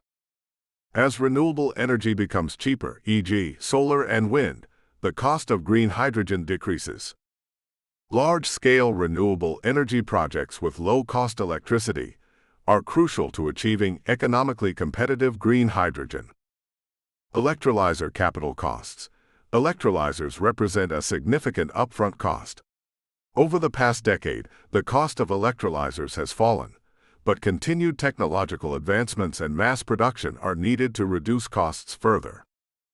The capital costs of electrolyzers have decreased by 50% over the past 5 years, with projections to decrease another 60 to 70% by 2030. Operating costs. Operating costs for green hydrogen production are lower compared to traditional hydrogen production methods, but the availability of cheap renewable electricity is essential for competitive pricing. Electrolyzers operate most efficiently at full capacity, meaning continuous renewable power generation is needed to reduce the cost of hydrogen. Cost projections. According to the International Renewable Energy Agency, IRENA, the cost of producing green hydrogen is expected to fall from $5 to $6 per kilogram in 2020 to $1.05 to $2 per kilogram by 2030 due to technology improvements and economies of scale. The decline in costs will make green hydrogen more competitive with gray hydrogen and other fuels used in hard-to-abate sectors, such as steel and cement production, heavy transport, and long-term energy storage. The role of economies of scale. Large-scale hydrogen production projects are essential for bringing down costs. The more hydrogen that is produced and consumed, the more economies of scale can be realized in both renewable energy generation and electrolyzer production. Early investments in hydrogen infrastructure, such as electrolyzer factories and renewable energy farms, will help build economies of scale that lower costs for future projects. Green hydrogen's role in the energy transition. Decarbonizing hard-to-abate sectors. Green hydrogen can play a crucial role in sectors where direct electrification is challenging. Heavy industry. Hydrogen can be used as a feedstock in industries like steel and cement, where carbon emissions from fossil fuels are hard to eliminate through electrification alone. For example, hydrogen-based direct reduction (DR) technologies are being developed to replace coal and steel production, significantly reducing CO2 emissions. Long-distance transport. Hydrogen can be used as fuel for heavy-duty trucks, ships, trains, and even aircraft, where battery solutions are not practical due to weight limitations. Power generation. Green hydrogen can serve as a flexible source of power for grid balancing, especially in regions with high renewable energy penetration. It can be stored and converted back into electricity during periods of low renewable generation. Hydrogen as an energy carrier. Green hydrogen can serve as a long-term energy carrier, storing excess renewable energy for later use in sectors that are difficult to decarbonize. For example, excess solar energy generated during the day can be converted into hydrogen, stored and used to generate electricity during the night. Hydrogen for grid balancing and storage. Hydrogen can complement other energy storage technologies, such as batteries, by providing a means of storing energy for longer durations. When combined with power-to-gas technology, green hydrogen can be injected into the natural gas grid, contributing to energy storage and backup. Market dynamics and demand for green hydrogen. Global hydrogen market trends. Market growth. The global hydrogen market is expected to grow rapidly, with green hydrogen playing a central role in achieving the world's decarbonization goals. IRENA estimates that by 2050, hydrogen could account for up to 18% of global energy demand, contributing to 10% of emissions reductions. Hydrogen import and export. Countries with abundant renewable energy resources, such as those in the Middle East, North Africa, and Australia, are well positioned to become hydrogen exporters, creating an international market for green hydrogen. Policy and regulatory support. The development of the green hydrogen market depends significantly on policy frameworks, subsidies, and incentives. Carbon pricing. Carbon taxes or carbon credit systems can make green hydrogen more competitive compared to fossil fuel-derived hydrogen. Subsidies for hydrogen production. Governments can provide production subsidies to make green hydrogen more affordable for early adopters, especially in hard-to-decarbonize sectors. Infrastructure investment. Public-private partnerships, PPPs, are critical for developing the infrastructure needed to transport, store, and distribute green hydrogen. Green hydrogen roadmaps. Many countries, including Germany, Japan, and the United States, have announced hydrogen roadmaps with specific targets for scaling up green hydrogen production and consumption by the end of the decade. International collaboration. Cross-border collaboration and standards will be crucial for creating a global green hydrogen market and achieving economies of scale. Challenges to scaling green hydrogen. High production costs. While costs are expected to decrease significantly by 2030, green hydrogen production remains more expensive than conventional hydrogen and other fuels. The cost of renewable energy and electrolyzers must continue to fall to make green hydrogen competitive on a global scale. Infrastructure development. The development of the infrastructure needed to transport, store, and distribute hydrogen is still in its infancy. Significant investment is needed to build pipelines, storage facilities, and refueling stations, especially for the transportation sector. Technological and scalability challenges. Electrolysis efficiency. Hydrogen storage and transportation technologies still need improvement. Furthermore, scaling up production to meet global demand requires large-scale projects and international collaboration. Future outlook and opportunities. Technological innovation. Advances in electrolysis technology, such as more efficient alkaline electrolyzers and solid oxide electrolysis cells, SOEC, will continue to reduce the cost of green hydrogen. Hydrogen economy. The rise of a hydrogen economy will drive new business models, including hydrogen fuel cells, storage systems, and transportation networks.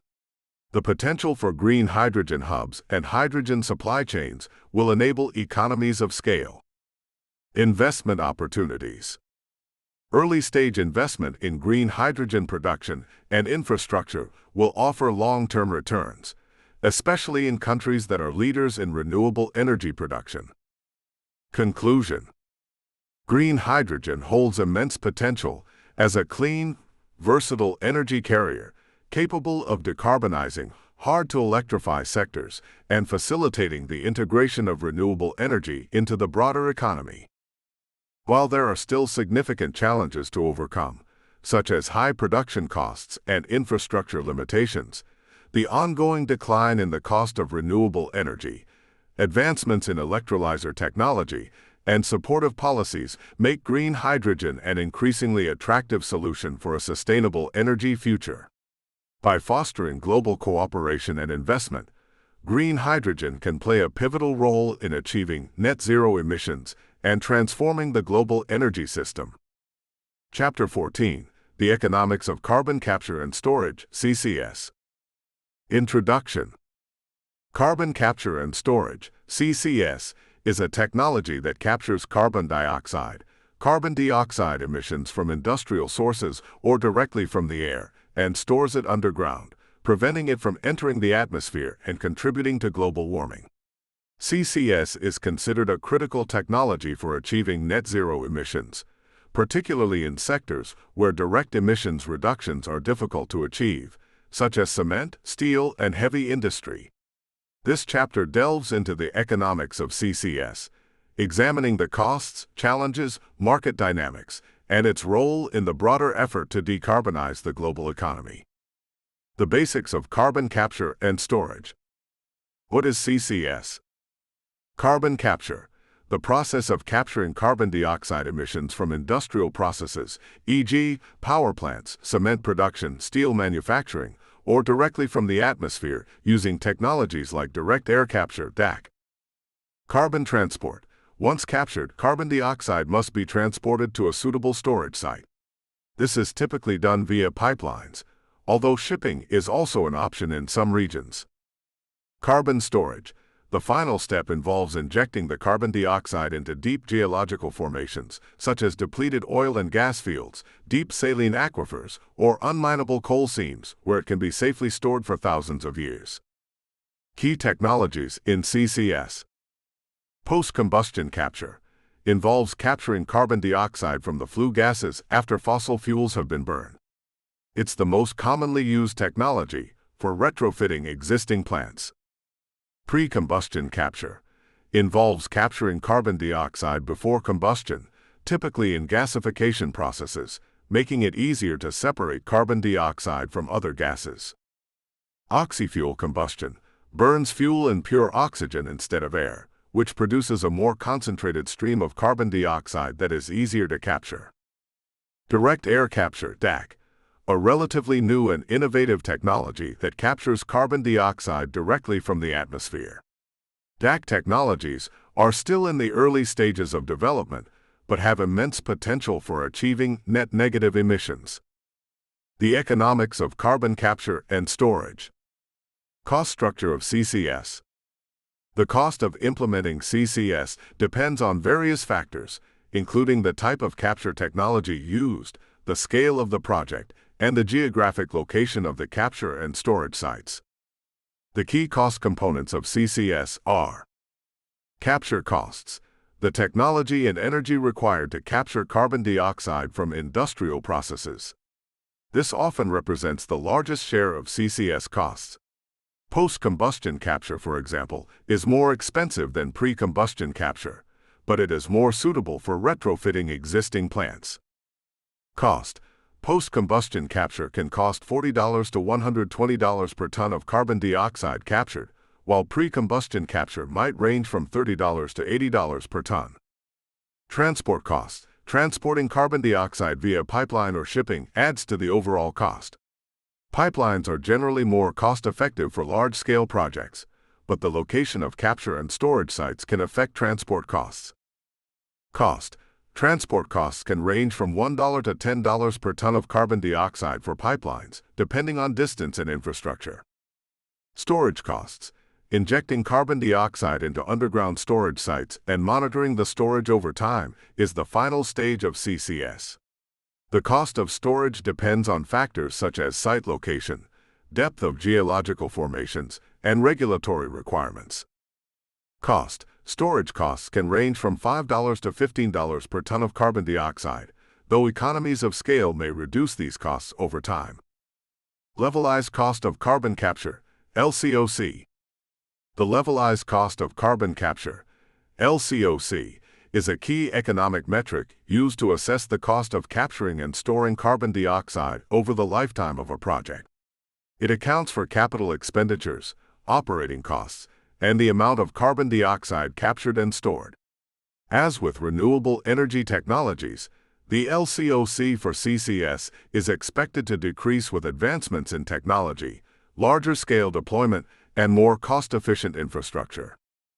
The LCOC for CCS is currently $50 to $150 per ton of carbon dioxide captured and stored, but this is expected to decrease significantly as technologies mature and economies of scale are achieved. Capital and operating costs. Capital costs.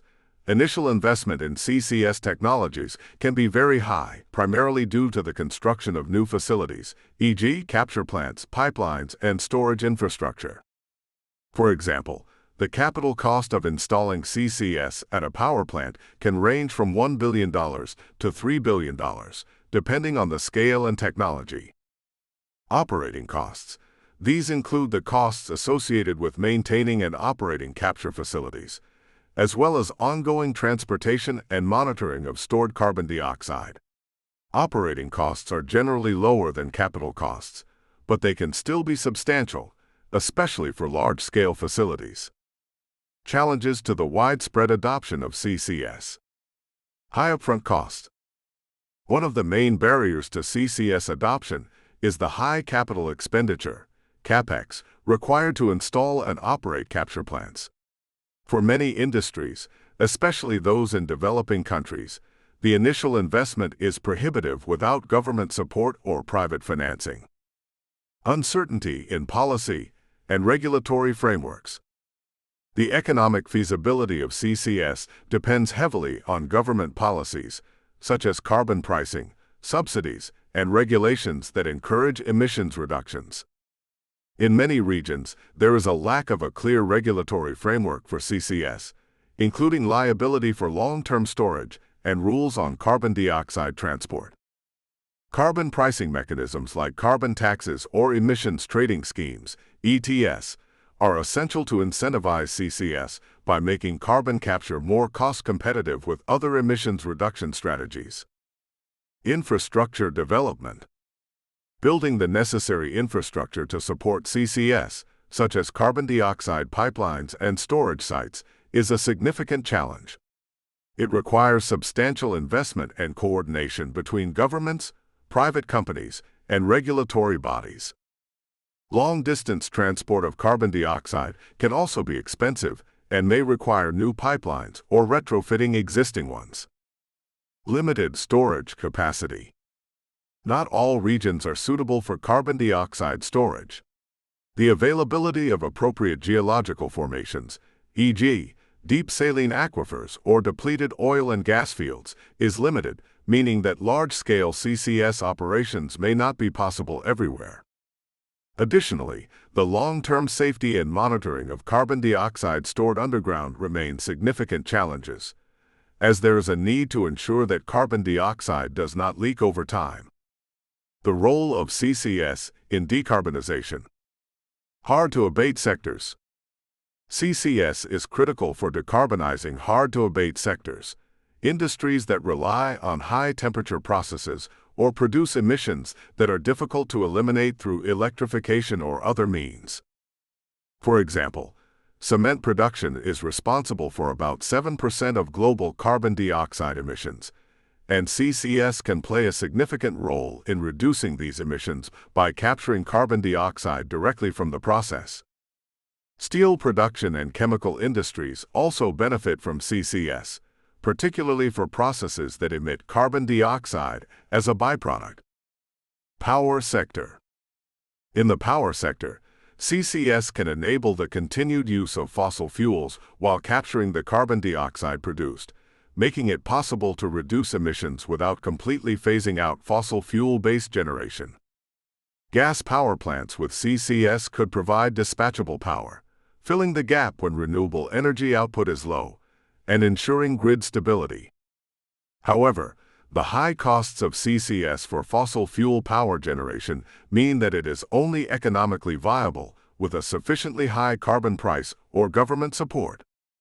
Negative emissions. CCS, particularly through direct air capture, DAC, can enable negative emissions where more carbon dioxide is removed from the atmosphere than is emitted, helping to achieve net zero and net negative emissions goals. Negative emissions technologies like DAC may become increasingly important in the future to offset residual emissions from difficult to decarbonize sectors. Market dynamics and financing for CCS. Government incentives and support. Government subsidies, tax credits, and grants are crucial for the early-stage development of CCS technologies. The U.S. 45Q tax credit is one example, providing financial incentives for companies that capture and store carbon dioxide. Government investment in infrastructure, such as carbon dioxide transport pipelines and storage sites, can lower the financial burden on private companies. Private sector investment. Private investment is necessary to scale CCS technologies. Partnerships between private companies, energy producers, and industrial sectors can help share the financial risks associated with large-scale CCS deployment. The creation of carbon capture hubs that serve multiple industries can help lower costs through economies of scale and shared infrastructure. Carbon pricing and market incentives. Carbon pricing mechanisms, such as carbon taxes or cap-and-trade systems, provide a financial incentive for companies to adopt CCS to reduce their emissions. As carbon pricing increases globally, it will make CCS more economically attractive, particularly for industries with high emissions. Future outlook and opportunities. Technological innovation. Advances in capture technologies, such as more efficient solvents and membranes, and storage monitoring techniques, will reduce costs and improve the effectiveness of CCS. The development of modular, smaller-scale systems for CCS could help overcome cost barriers and enable deployment in more regions. Global collaboration and policy development. International collaboration and the establishment of global carbon markets will play a key role in enabling large-scale CCS deployment. Policy clarity on issues such as storage liability, monitoring requirements, and carbon pricing will help accelerate the adoption of CCS technologies. Conclusion. Carbon capture and storage, CCS, is a critical technology for mitigating emissions from hard-to-abate sectors and achieving global climate goals. Despite challenges such as high costs, regulatory uncertainty, and limited infrastructure, CCS holds immense potential as part of a portfolio of solutions for decarbonizing the global economy. With continued technological advancements, supportive policies, and investment in infrastructure, CCS could become a key enabler of net zero emissions, playing an indispensable role in the energy transition. Chapter 15. The Economics of Sustainable Finance. 15.1 Introduction. The transition to a low-carbon economy requires massive investments in renewable energy, energy efficiency, and other climate mitigation technologies. Sustainable finance refers to financial activities that support the shift toward sustainable development, focusing on investments that generate positive environmental, social, and governance (ESG) outcomes. This chapter examines the economic principles behind sustainable finance, its current trends, mechanisms like green bonds and sustainable investing, and the role of public and private sectors in financing the energy transition. What is sustainable finance? Definition of sustainable finance.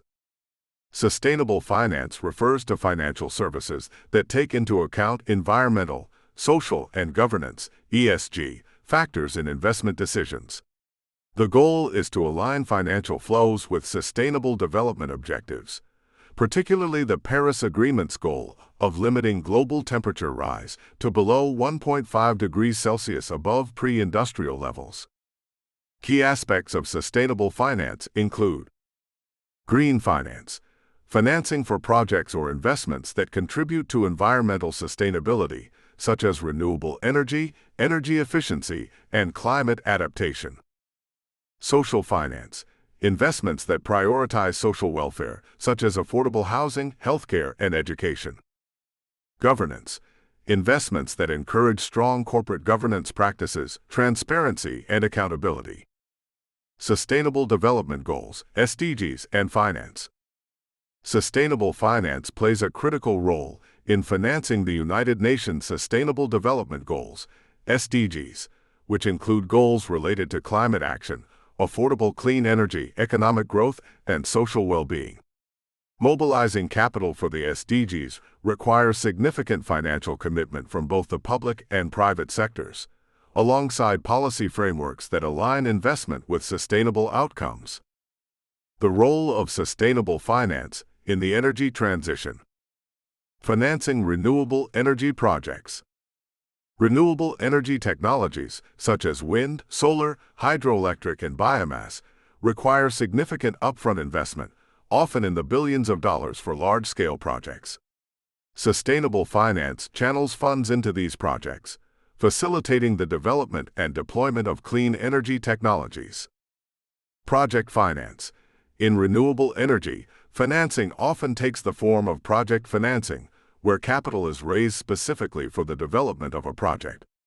The financing is repaid from the project's revenue streams, such as the sale of electricity. Green bonds. Green bonds are a popular financial instrument used to raise funds for renewable energy projects.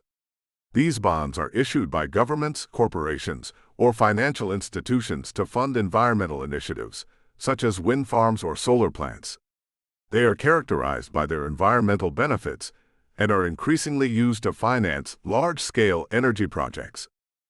Supporting energy efficiency investments. Energy efficiency projects, including the retrofitting of buildings and the installation of energy-efficient technologies, are often more financially viable on a smaller scale compared to renewable energy projects. However, they still require substantial financing. Energy efficiency financing. This involves funding the development of energy-efficient technologies, improving energy performance, and reducing waste. Examples include upgrading industrial facilities, building energy-efficient homes, and funding projects to retrofit existing buildings with sustainable technologies. Energy performance contracts, EPCs. EPCs are agreements where an energy service company, ESCO, finances and installs energy-efficient systems, and the savings from energy efficiency improvements are used to repay the investment. Supporting clean transport and infrastructure. Sustainable finance also plays a vital role in the transition to clean transportation. Electric vehicles, EVs, mass transit systems, and low-carbon infrastructure require significant investment. Electric vehicles, EVs. Financing the production and deployment of electric vehicles, charging stations, and battery storage solutions. Sustainable mobility. Investments in public transportation systems, such as electric buses and trains, and in low-emission freight infrastructure, are essential to reduce the carbon footprint of the transportation sector. Green bonds and climate-aligned financial products. Green bonds. Green bonds are debt instruments that are issued to raise capital for projects with positive environmental impacts. They have become one of the most widely used instruments in sustainable finance. Issuers. Governments, corporations, and development banks issue green bonds to raise funds specifically for projects that reduce carbon emissions or support the transition to a sustainable economy. Green Bond Principles. The Green Bond Principles, GBP, established by the International Capital Market Association, ICMA, set guidelines on the use of proceeds, project selection, and reporting for green bond issuances. Market growth. The green bond market has grown exponentially in recent years, with the global green bond issuance reaching over $500 billion in 2020, and projections for continued growth in the coming decades. Climate-aligned financial products. In addition to green bonds, other financial products are emerging to support the transition to a low-carbon economy, including sustainability-linked bonds, SLBs. These bonds are tied to the issuer's sustainability performance, such as meeting specific emissions reduction targets. The terms of the bond, such as interest rates, may vary depending on whether sustainability goals are met. Green equity funds. Investment funds that focus on companies engaged in sustainable practices, such as those in the renewable energy sector or those that meet ESG criteria. Impact investing. Investments aimed at generating measurable social and environmental impact alongside financial returns. This includes funds that invest in companies and projects focused on sustainability and climate resilience. The role of financial institutions and private capital. Commercial banks and sustainable finance. Commercial banks are central to the sustainable finance ecosystem. They provide financing for both corporate and project financing, allowing businesses and governments to scale up green projects. Sustainable lending. Commercial banks are increasingly offering green loans and sustainability-linked loans that are tied to borrowers meeting specific environmental criteria or ESG targets. Risk mitigation. Banks are adopting climate risk assessments to ensure that their portfolios are resilient to the impacts of climate change and to reduce exposure to high-carbon assets. Institutional investors. Institutional investors, such as pension funds, insurance companies, and sovereign wealth funds, are increasingly committing to sustainable investing strategies. These funds manage large pools of capital and are well positioned to finance the long-term infrastructure projects needed for the energy transition. ESG integration. Many institutional investors are integrating ESG factors into their investment processes. This means prioritizing companies and projects that have strong environmental and social performance, thereby encouraging responsible business practices. Impact of private capital. Private capital plays a crucial role in financing renewable energy and sustainable projects, especially in emerging markets. Through venture capital, VC, and private equity (PE) investments, private capital can drive innovation and help scale up promising sustainable technologies and business models. Venture capital, VC, early-stage investments in clean technology startups, such as those developing new renewable energy technologies or energy storage solutions. Private equity, PE. PE funds can invest in established companies or infrastructure projects that contribute to sustainability, such as large-scale renewable energy farms or energy-efficient real estate. The role of public finance and government policies. Public investment in sustainable infrastructure. Public finance plays a critical role in financing large-scale sustainable infrastructure projects. Governments provide grants, subsidies, and low-interest loans to de-risk investments in renewable energy, energy efficiency, and climate adaptation. Development banks. Multilateral development banks, MDBs, such as the World Bank and European Investment Bank, EIB, are key players in financing sustainable projects in developing countries. National governments. Governments invest in infrastructure projects that are too risky or expensive for private investors, often through public-private partnerships (PPPs). Examples include large offshore wind farms and electric grid upgrades. Regulatory and policy support.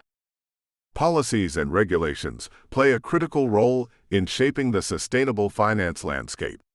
Key policy measures include carbon pricing, the implementation of carbon taxes or cap-and-trade systems to encourage emissions reductions and make low-carbon investments more attractive. Green tax credits and incentives. Governments provide tax credits and subsidies for renewable energy projects, energy efficiency upgrades, and low-carbon technologies. Mandatory disclosure of ESG performance.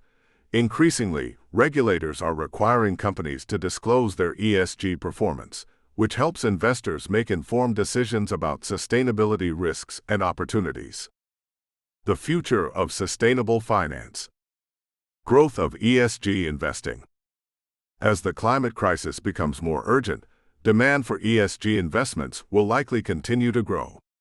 Investors are increasingly recognizing the long-term risks and opportunities associated with climate change, driving capital toward projects and companies with strong sustainability credentials. Greenwashing. A key challenge in the growth of sustainable finance is the risk of greenwashing, where companies claim to be more sustainable than they truly are. Transparent reporting and independent verification are essential to combat this issue. The role of financial innovation. The development of new financial products, such as impact bonds and blended finance structures, will expand the tools available to investors and governments to direct capital toward sustainable solutions. Financial innovation will be crucial in scaling the capital required to meet global sustainability goals. Integration of climate risk into financial systems. As climate change accelerates, the financial sector will need to integrate climate risk into its risk management processes. This includes assessing the exposure of financial portfolios to both physical climate risks, such as floods and wildfires, and transition risks, such as regulatory changes and shifts in consumer behavior. Conclusion: sustainable finance is a pivotal element of the global transition to a low-carbon, climate-resilient economy. By channeling investment into renewable energy, energy efficiency, and sustainable infrastructure, sustainable finance enables the world to address the pressing challenge of climate change. However, the successful scaling of sustainable finance requires cooperation between governments, the private sector, and financial institutions, along with clear regulatory frameworks, innovative financial products, and strong commitment to ESG principles. With continued momentum, sustainable finance has the potential to drive transformative change toward a sustainable future. Chapter 16: The Economics of the Circular Economy. Introduction. The traditional linear economy model, take, make, dispose, has long been the foundation of industrial production and consumption. However, with increasing environmental degradation, resource depletion, and waste accumulation, a new paradigm is emerging: the circular economy. Unlike the linear economy, the circular economy is based on the principles of reducing waste, reusing resources, and recycling materials to create closed-loop systems where products, materials, and resources are kept in use for as long as possible. This chapter explores the economic principles behind the circular economy, its potential for driving sustainability, and how it can transform industries and markets globally. What is the circular economy? Key principles of the circular economy. The circular economy is grounded in several core principles that focus on sustainability, efficiency, and waste reduction. Design for longevity. Products should be designed to last longer and be easily repairable, reducing the need for constant replacement. Keep materials in use. Materials should be continuously reused, refurbished, or recycled rather than being discarded. This helps prevent the depletion of raw materials and minimizes waste. Regenerate natural systems.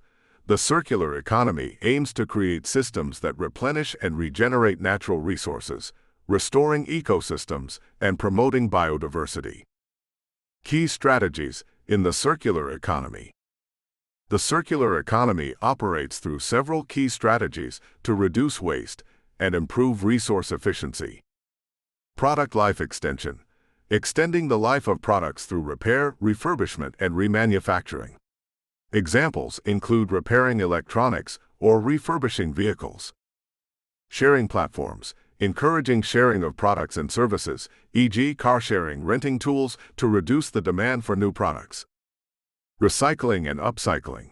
Converting waste materials into new products, which reduces the need for virgin resources and minimizes waste. Industrial symbiosis. Creating closed-loop industrial ecosystems where the waste or byproducts of one industry are used as resources by another, enhancing overall efficiency. The economics of the circular economy. Economic benefits of the circular economy. The transition to a circular economy offers significant economic benefits for businesses, consumers, and governments. Resource efficiency. Circular practices can reduce the need for raw materials, lowering production costs and mitigating the volatility of raw material prices. For example, using recycled metals can be cheaper than extracting virgin metals. Job creation. The circular economy has the potential to create new jobs in repair, remanufacturing, recycling, and product design. These industries can provide employment opportunities in both developed and developing economies. Reduced environmental costs. By reducing waste and lowering resource extraction, the circular economy can minimize environmental degradation, such as deforestation, mining, and pollution. This can result in lower environmental cleanup costs and reduce pressure on ecosystems.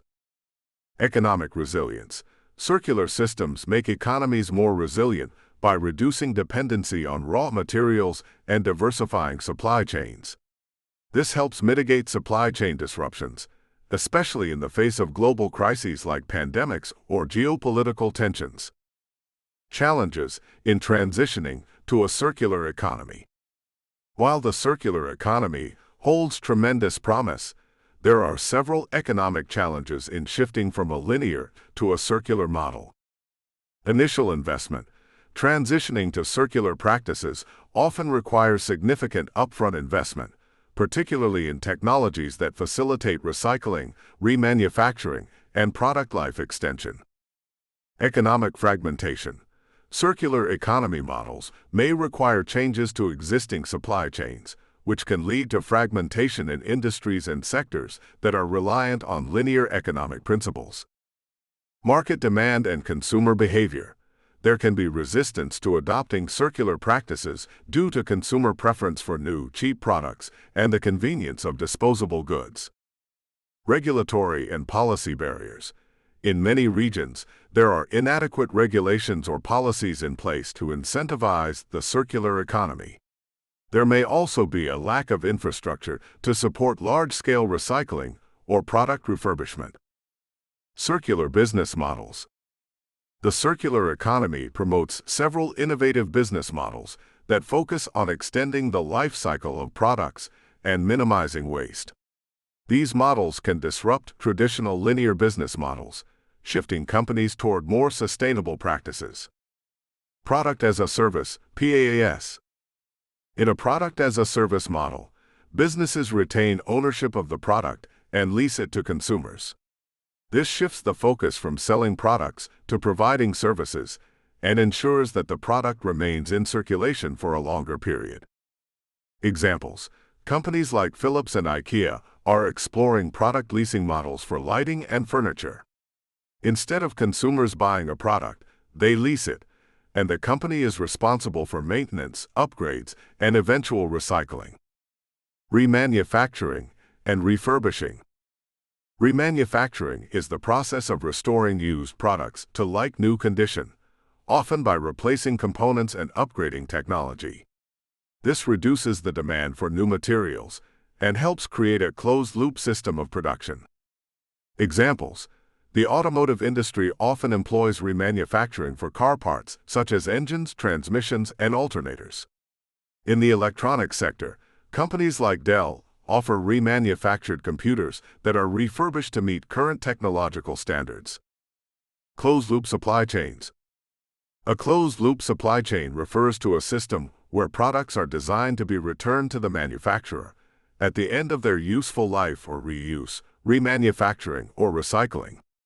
This minimizes the need for virgin materials and ensures that products are recycled back into the economy. Examples: Coca-Cola and PepsiCo have started initiatives to recycle bottles and cans, reusing the materials to create new products. Sharing economy. The sharing economy encourages consumers to share access to products rather than owning them individually. This reduces consumption and ensures products are used more efficiently. Examples: companies like Airbnb, housing, and Zipcar car rentals allow consumers to share resources, thereby reducing the demand for new goods and reducing waste. Economic impact of circular economy in key sectors. Manufacturing and industry. The manufacturing sector stands to benefit the most from the circular economy, as it is often resource-intensive and generates significant waste. Circular principles can help companies reduce material costs by using recycled inputs, improve resource efficiency by minimizing waste in the production process, extend product life through design for durability and repairability, reduce carbon footprints by using lower energy processes in manufacturing and remanufacturing. Agriculture and food. The circular economy can significantly reduce food waste and promote more sustainable agricultural practices. Food waste reduction. By adopting circular practices like composting organic waste and repurposing food scraps, the agriculture sector can reduce the environmental impact of food production. Regenerative agriculture. Circular agriculture practices promote soil health and biodiversity, focusing on regenerative practices that restore ecosystems and prevent land degradation. Construction and real estate. The construction industry is one of the largest consumers of raw materials and energy and generates a large amount of waste. Circular economy practices can help mitigate these impacts. Building deconstruction. Rather than demolishing buildings, deconstruction allows materials such as wood, steel, and glass to be reused in new construction projects. Modular construction. The use of modular designs allows for easy disassembly and reuse of building components, which can be redeployed in new projects. Energy-efficient design. Incorporating circular principles into building design can improve energy efficiency, reducing operating costs and environmental impacts. Financing the circular economy. Investments in circular startups. The rise of the circular economy has spurred the growth of circular startups, innovative companies focused on sustainable product design, recycling, and waste management. Venture capital, VC, and private equity, PE, investors are increasingly looking for opportunities in the circular economy, supporting companies that have a clear focus on sustainability and circular business models. Government incentives and policies. Governments have an important role to play in financing and promoting the circular economy. Policy tools that encourage circular practices include subsidies and tax breaks. Incentives for companies that adopt circular business models, such as grants for product recycling or tax credits for companies that use recycled materials. Extended producer responsibility, EPR. Policies that make manufacturers responsible for the entire life cycle of their products, including the disposal and recycling of materials after the product's end of life. Regulation and standards. Governments can create regulations that mandate recycling rates, waste reduction targets, and the use of recycled materials and products. The future of the circular economy. Technological advancements. Technological innovation will be a driving force in scaling the circular economy. Technologies that support the circular economy include advanced recycling technologies. Innovations like chemical recycling and closed-loop systems for plastic recycling will help increase recycling rates and decrease reliance on virgin materials. IoT and data analytics. The Internet of Things, IoT, and data analytics will enable better tracking of products and materials, helping to optimize reuse and reduce waste. Integration of circular economy in policy frameworks. To fully realize the potential of the circular economy, policymakers need to integrate circular principles into economic and industrial policies. This includes creating incentives for companies to adopt circular practices, supporting circular innovation, and encouraging cross-sector collaboration. Conclusion. The circular economy presents a transformative opportunity to reduce waste, conserve resources, and promote sustainable growth. By shifting from a linear take, make, dispose model to a circular one, businesses, governments, and consumers can foster a more resilient, efficient, and sustainable global economy.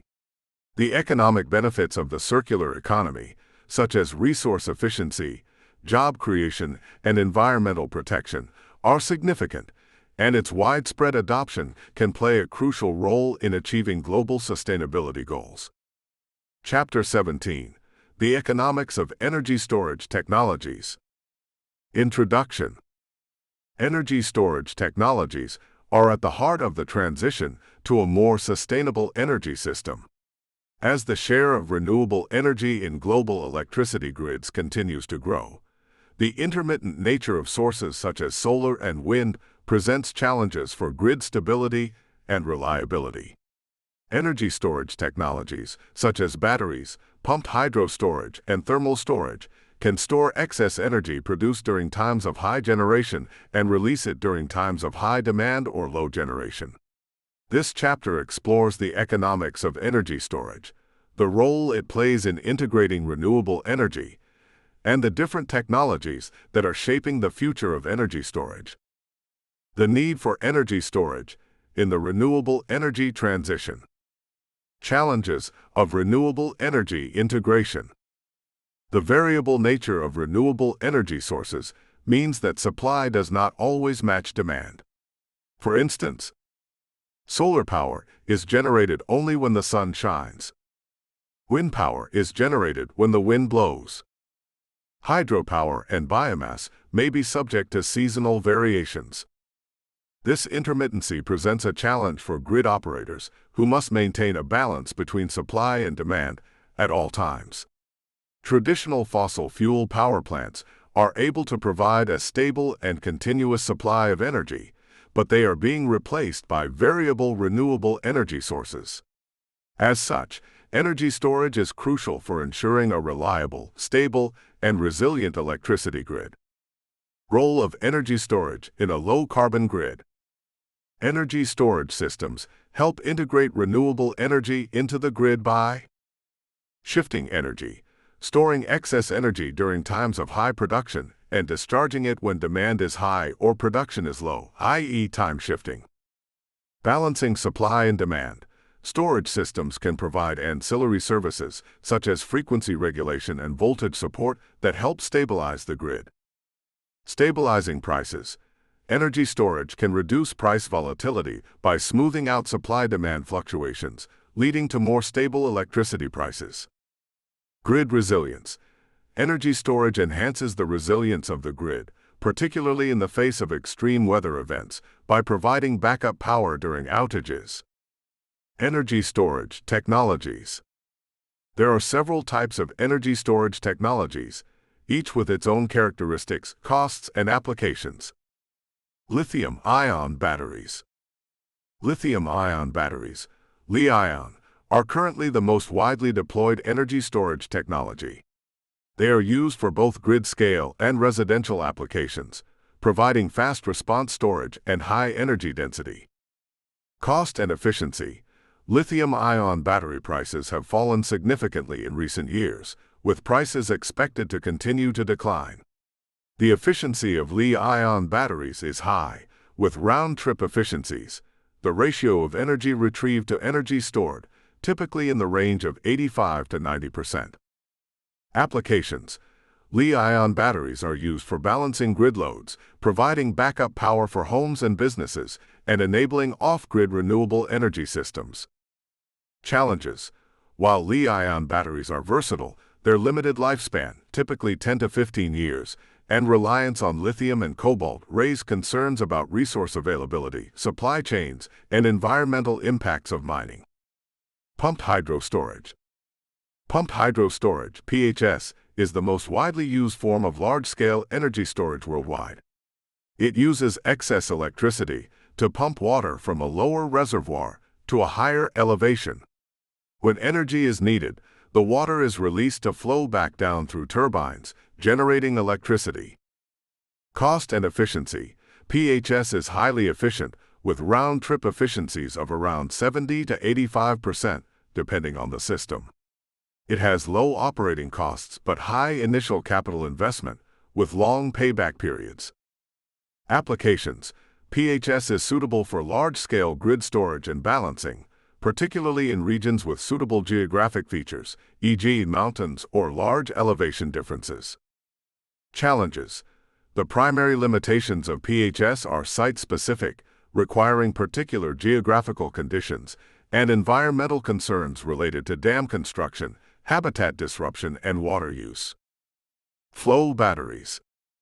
Flow batteries store energy in liquid electrolytes that are pumped through a cell to generate electricity. The most common type of flow battery is the vanadium redox flow battery, VRFB, but other chemistries are also being explored. Cost and efficiency. Flow batteries are typically more expensive than lithium-ion batteries with lower energy density, but they offer long cycle life and are suitable for larger-scale energy storage applications. Applications. Flow batteries are used in both grid-scale storage and commercial settings, providing long-duration storage that can discharge for many hours. Challenges. Flow batteries have lower efficiency than lithium-ion batteries and require more space due to their lower energy density, which can make them less suitable for residential applications. Compressed air energy storage, CAES. Compressed air energy storage uses electricity to compress air, which is stored in underground caverns or large containers. When energy is needed, the compressed air is released, passed through a turbine, and converted into electricity. Cost and efficiency. CAES is efficient, with round-trip efficiencies of around 60 to 70%, but it requires geological formations or large-scale infrastructure, making it less suitable for urban settings. Applications. CAES is used for large-scale storage projects and could play a key role in providing long-duration storage solutions for renewable energy grids. Challenges. CAES systems require suitable geological formations, and their efficiency is lower than that of other storage technologies. Thermal energy storage. Thermal energy storage (TES) systems store excess energy in the form of heat or cold. Heat is stored in mediums like molten salt or water, while cold is stored in systems such as ice storage. The stored thermal energy is later converted into electricity or used for heating and cooling. Cost and efficiency. TES can be cost-effective, particularly for applications involving concentrated solar power, CSP. Efficiency is typically lower than battery-based storage, but still effective for specific use cases. Applications. TES is used for both renewable energy integration and district heating cooling systems, helping smooth out energy demands throughout the day. Challenges. TES systems are most effective in certain geographical regions and may require significant infrastructure investment. The economics of energy storage. Cost of energy storage. The cost of energy storage has been a key barrier to widespread adoption. However, prices are falling rapidly as technology improves and economies of scale are realized. Lithium-ion batteries. The cost of lithium-ion batteries has decreased by over 80% in the past decade, making them more affordable for both commercial and residential storage. Pumped hydro. While the upfront capital cost is high, pumped hydro has a long lifespan, up to 50 years, and low operational costs, which can make it economically competitive over the long term. Flow batteries and CAES. These technologies are more expensive than lithium-ion batteries, but may be more suitable for long-duration storage, where other technologies fall short. As the cost per kilowatt-hour, kWh, of storage continues to decline, energy storage will become an increasingly viable solution for grid balancing, helping to address the intermittency of renewable energy sources. Market drivers and opportunities. The economic potential of energy storage is expanding due to several factors. Increasing renewable energy penetration. As more countries adopt renewable energy, the need for grid-scale storage will rise to stabilize electricity supply. Grid modernization. Energy storage is a key element of smart grids, which use digital technologies to manage energy distribution more efficiently. Energy access in remote areas. Storage solutions can provide affordable and reliable energy to off-grid communities, helping expand energy access in developing countries. Energy storage markets are expected to grow rapidly, with global investments in storage technologies forecast to exceed $20 billion annually by 2030. Policy and regulatory support. Governments and regulators have an important role in supporting energy storage deployment. Incentives and subsidies. Government programs such as tax credits and subsidies for energy storage installations can make storage technologies more economically viable. Energy storage mandates. Some regions have implemented energy storage procurement targets for utilities, driving investment in storage infrastructure. Grid integration and compensation. Storage systems need to be incentivized for their grid balancing capabilities, ensuring that they can provide ancillary services like frequency regulation, voltage support, and reserve capacity. The future of energy storage. As the energy transition accelerates, energy storage will continue to play a central role in enabling a flexible, resilient, and low-carbon electricity grid. Technological innovation. New storage technologies, such as solid-state batteries and hydrogen storage, may further reduce costs and improve efficiency. System integration. Energy storage will be integrated into a broader energy ecosystem, including renewable generation, demand-side management, and grid infrastructure. Global market growth. The energy storage market is expected to see continued growth, especially in emerging economies where grid infrastructure is still being developed. Conclusion. Energy storage technologies are indispensable to the success of the renewable energy transition. By addressing the intermittency and variability of renewable energy, energy storage enables the widespread deployment of solar, wind, and other clean energy sources, contributing to a more sustainable and resilient global energy system. With ongoing technological advancements, falling costs, and supportive policy frameworks, energy storage is poised to become a central pillar in the future of the energy sector. In the next chapter, we will explore the economics of green hydrogen and its potential to revolutionize energy storage and the broader energy landscape. Chapter 18: The Economics of Green Hydrogen. Introduction.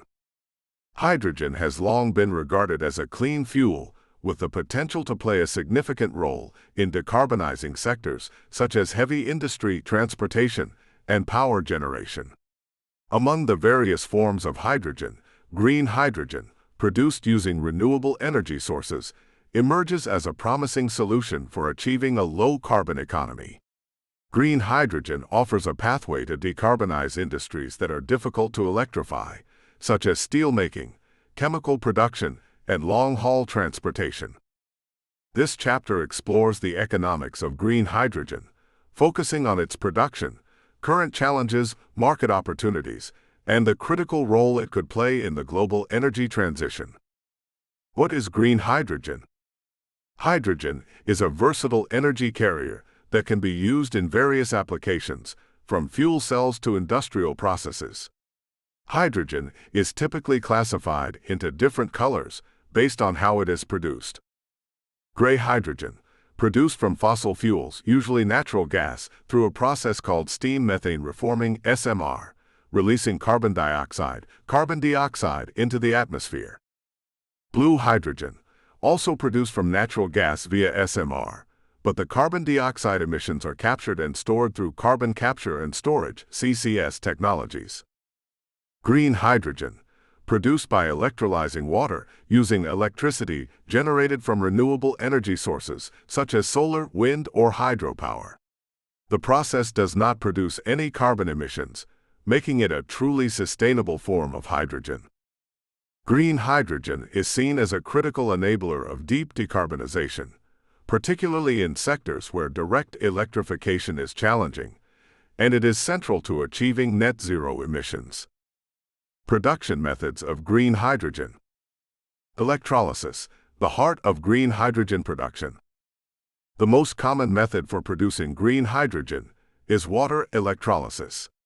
In this process, an electric current is passed through water, hydrogen oxide, splitting it into hydrogen H and oxygen O. The key here is that the electricity used in the process comes from renewable sources, ensuring that the entire hydrogen production process remains carbon-free. There are two primary types of electrolyzers used for producing green hydrogen. Alkaline electrolyzers, a mature technology that uses an alkaline solution, typically potassium hydroxide, as an electrolyte. While cheaper and well-established, it has a lower efficiency and slower response time compared to other methods. Proton exchange membrane (PEM) electrolyzers. This newer technology uses a solid polymer membrane to facilitate the reaction, offering greater efficiency, faster response times, and better scalability for integration with intermittent renewable energy sources like wind and solar. Scaling up electrolysis.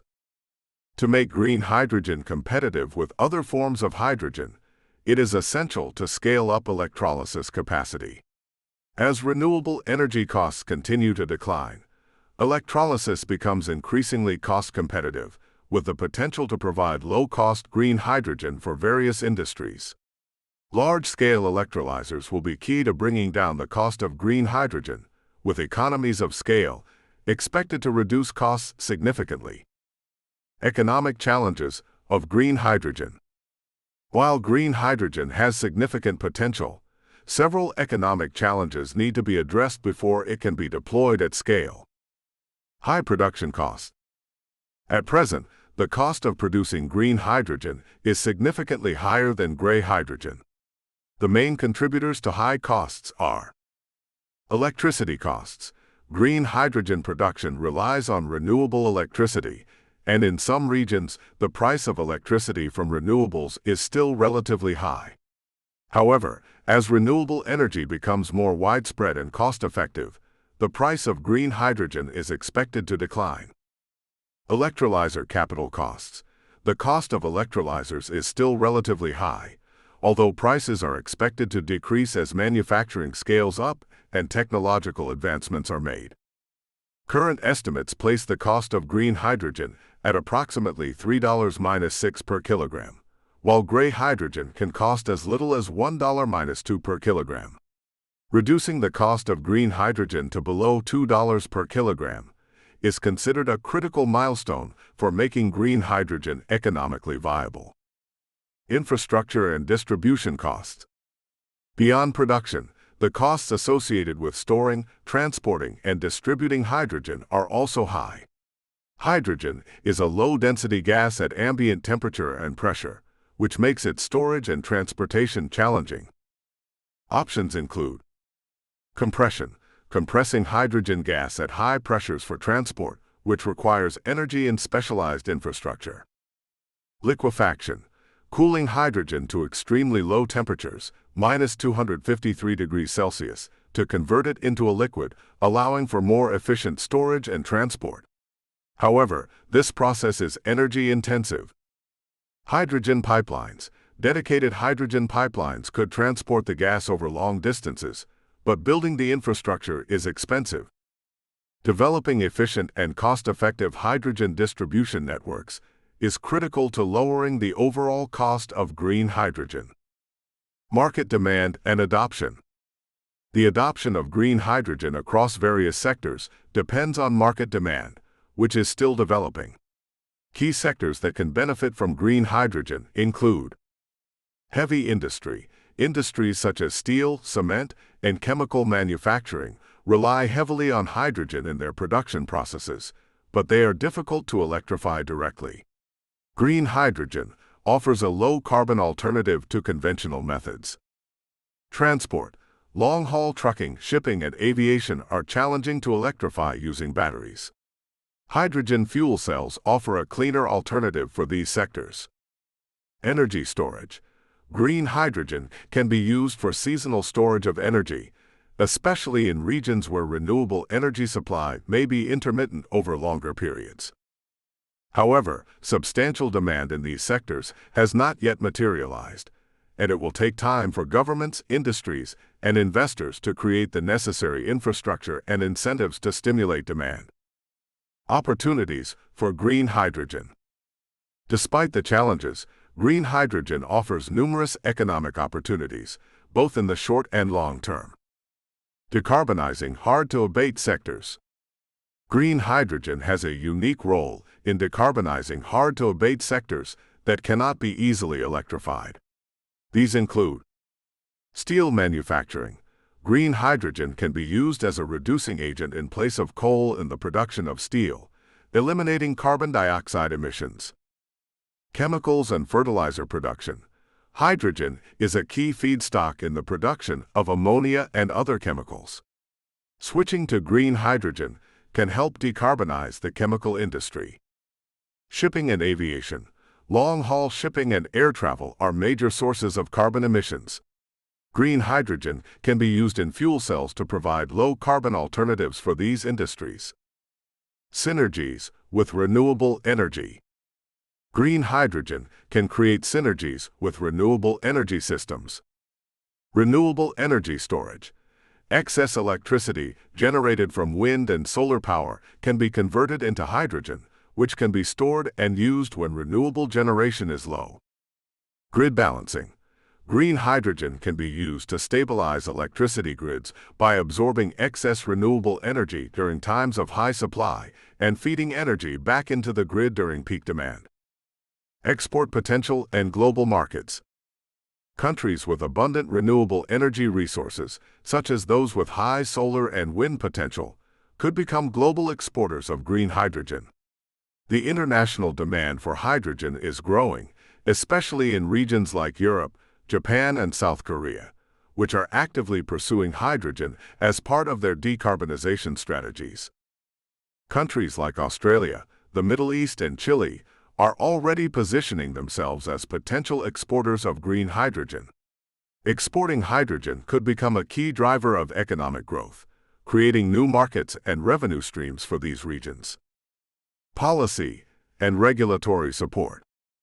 Governments and policymakers play a critical role in fostering the growth of the green hydrogen economy. Policy measures that could accelerate the adoption of green hydrogen include carbon pricing and tax incentives. Implementing carbon pricing mechanisms, such as carbon taxes or emissions trading schemes, could make green hydrogen more competitive with fossil fuels. Subsidies and grants. Providing financial incentives for green hydrogen production, infrastructure development, and R&D can reduce the cost burden on early-stage projects. Hydrogen roadmaps.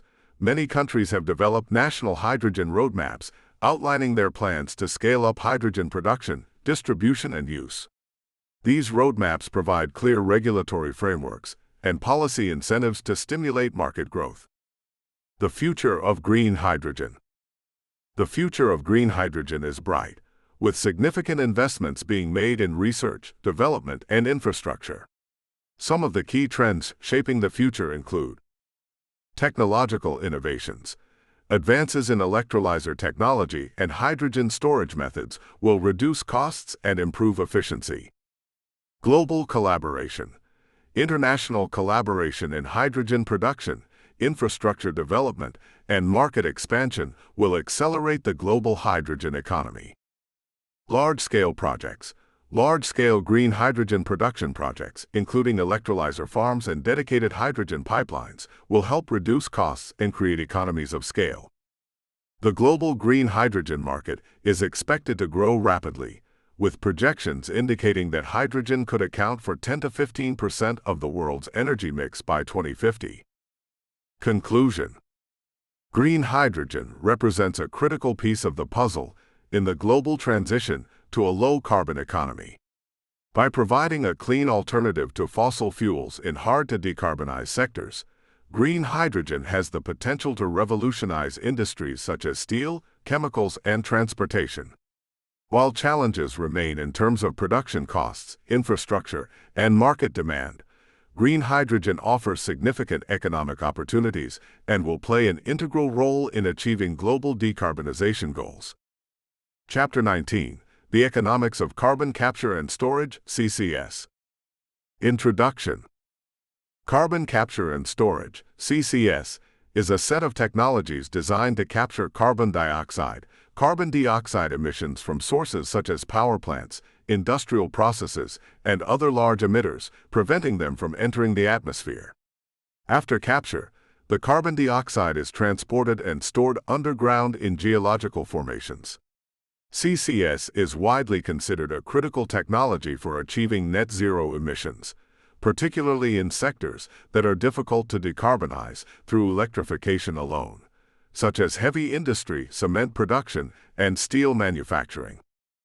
This chapter will explore the economics of CCS, its potential role in global decarbonization strategies, the challenges in scaling it up, and the opportunities it presents for reducing global emissions. The role of CCS in global decarbonization. Hard-to-abate sectors. CCS is particularly important for decarbonizing hard-to-abate sectors, which include industries where emissions cannot easily be eliminated through renewable energy sources or electrification. These sectors include heavy industry. Industries such as cement, steel, and chemical production are carbon-intensive, and many of their emissions come from chemical reactions that are difficult to electrify. CCS provides a way to capture the carbon dioxide generated during these processes. Power generation.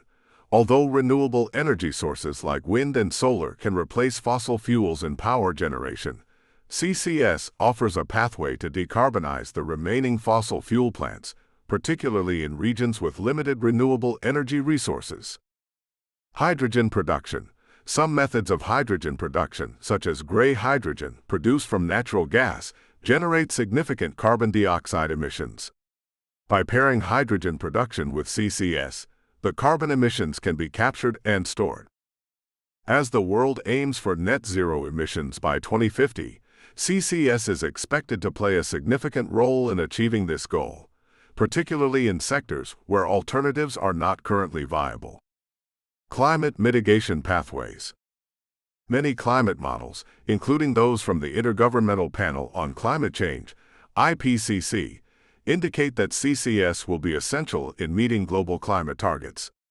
Without widespread adoption of CCS, achieving the global goal of limiting warming to 1.5 degrees Celsius above pre-industrial levels would be nearly impossible. In fact, some studies estimate that carbon capture will account for 20 to 30% of the global emissions reductions needed by 2050 to limit the impacts of climate change. The technology of carbon capture and storage. Capture technologies. The first step in the CCS process is capturing carbon dioxide from its source. There are three primary methods for capturing carbon dioxide. Post-combustion capture. This method captures carbon dioxide after fossil fuels are burned. It is typically used in power plants and industrial facilities. CO is separated from flue gases through solvents, membranes, or adsorption technologies. Pre-combustion capture. In pre-combustion capture, carbon is removed before fuel combustion. This process is often used in gasification technologies and involves converting fossil fuels into hydrogen and carbon dioxide, then separating the carbon dioxide before combustion. Oxyfuel combustion. This method burns fossil fuels in an oxygen-rich environment, producing a flue gas that is primarily composed of carbon dioxide and water vapor. This makes it easier to separate carbon dioxide from other gases. Each of these capture technologies comes with its own set of costs, efficiency challenges, and technological readiness, with post-combustion capture being the most widely deployed. Transport and storage. Once carbon dioxide is captured, it needs to be transported to suitable storage sites. Transport typically occurs via pipelines, but carbon dioxide can also be shipped in specialized containers. The storage component of CCS involves injecting carbon dioxide into deep underground geological formations, where it can be safely stored for thousands of years. These formations include depleted oil and gas reservoirs. These sites are ideal for carbon dioxide storage because they have already been tested for containment and are typically located close to large carbon dioxide sources. Deep saline aquifers. These porous rock formations, located deep underground, have a high capacity for storing carbon dioxide and are widespread across the globe. Unminable coal seams. Some coal seams that are not suitable for mining may also serve as carbon dioxide storage sites. Proper monitoring is crucial to ensure that carbon dioxide remains securely stored and does not leak back into the atmosphere. The development of robust monitoring and verification technologies will be key to gaining public and regulatory trust in CCS projects. Economic challenges of CCS. High costs of CCS. Despite its potential, the economic viability of CCS faces several challenges, particularly related to its high costs. Key cost factors include capture costs. The costs of capturing carbon dioxide depend on the type of technology used and the source of emissions. Post-combustion capture is the most mature, but also the most expensive, requiring significant energy inputs to separate carbon dioxide from flue gases. Transportation and storage costs. The costs of transporting carbon dioxide via pipelines and storing it underground can be significant, particularly in regions that are far from suitable storage sites. Infrastructure development. Developing the necessary infrastructure for large-scale CCS projects, including pipelines, storage sites, and monitoring systems, requires substantial investment. At present, CCS costs range from $40 to $120 per ton of carbon dioxide captured, with variations depending on location and scale. These costs must fall significantly for CCS to become economically competitive with other decarbonization strategies, such as renewable energy and electrification. Market and policy uncertainty. The economic feasibility of CCS is heavily influenced by market and policy conditions. Carbon pricing. For CCS to be financially viable, a sufficiently high price on carbon is needed to make it more attractive than emitting carbon dioxide. Carbon pricing mechanisms, such as carbon taxes or emissions trading systems, ETS, can help incentivize the adoption of CCS. Government support. Since CCS is still in the early stages of commercialization, significant government support in the form of subsidies, grants, and tax incentives is needed to reduce the initial capital burden on developers. Market demand for low-carbon products. Sectors such as cement and steel will only adopt CCS if there is a market for low-carbon products, whether through carbon pricing or government-imposed emission standards. Without robust policy frameworks and financial incentives, the widespread adoption of CCS will be slow, hindering its ability to scale in time to meet climate goals. Opportunities and economic benefits of CCS. Despite these challenges, CCS presents several economic opportunities, particularly in the context of achieving net zero emissions. Job creation and economic development. The development of large-scale CCS infrastructure offers the potential for significant job creation and economic development. Building and maintaining carbon dioxide capture, transport, and storage infrastructure requires skilled labor in construction, engineering, operations, and monitoring. As the global CCS market grows, it could support thousands of new jobs, particularly in regions with large industrial bases. Decarbonizing hard-to-substitute emissions. CCS allows industries that cannot easily switch to clean energy alternatives to decarbonize their operations. For instance, steel and cement.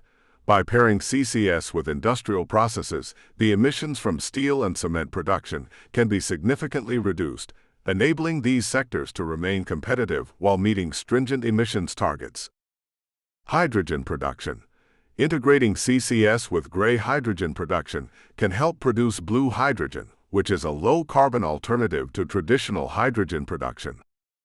As a result, CCS can play a critical role in maintaining the global economy's transition to a low-carbon future while preserving industrial capabilities. Enabling negative emissions.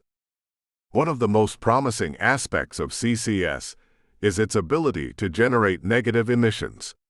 By capturing carbon dioxide directly from the atmosphere through direct air capture, DAC technologies, and storing it underground, CCS can remove carbon dioxide from the atmosphere, helping to address existing emissions and even achieving carbon neutrality or net negative emissions.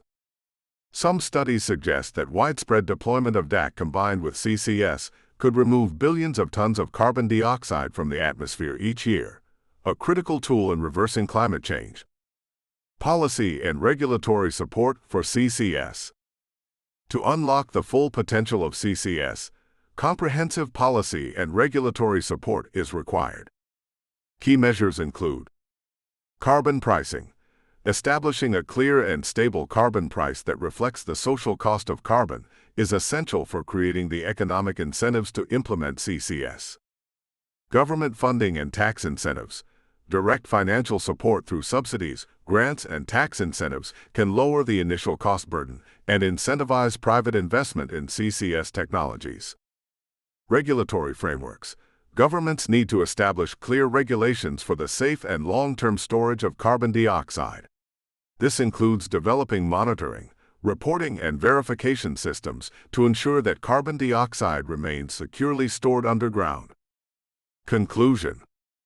Carbon capture and storage, CCS, is an essential technology for achieving net zero emissions, particularly in industries and sectors that are difficult to decarbonize through electrification alone.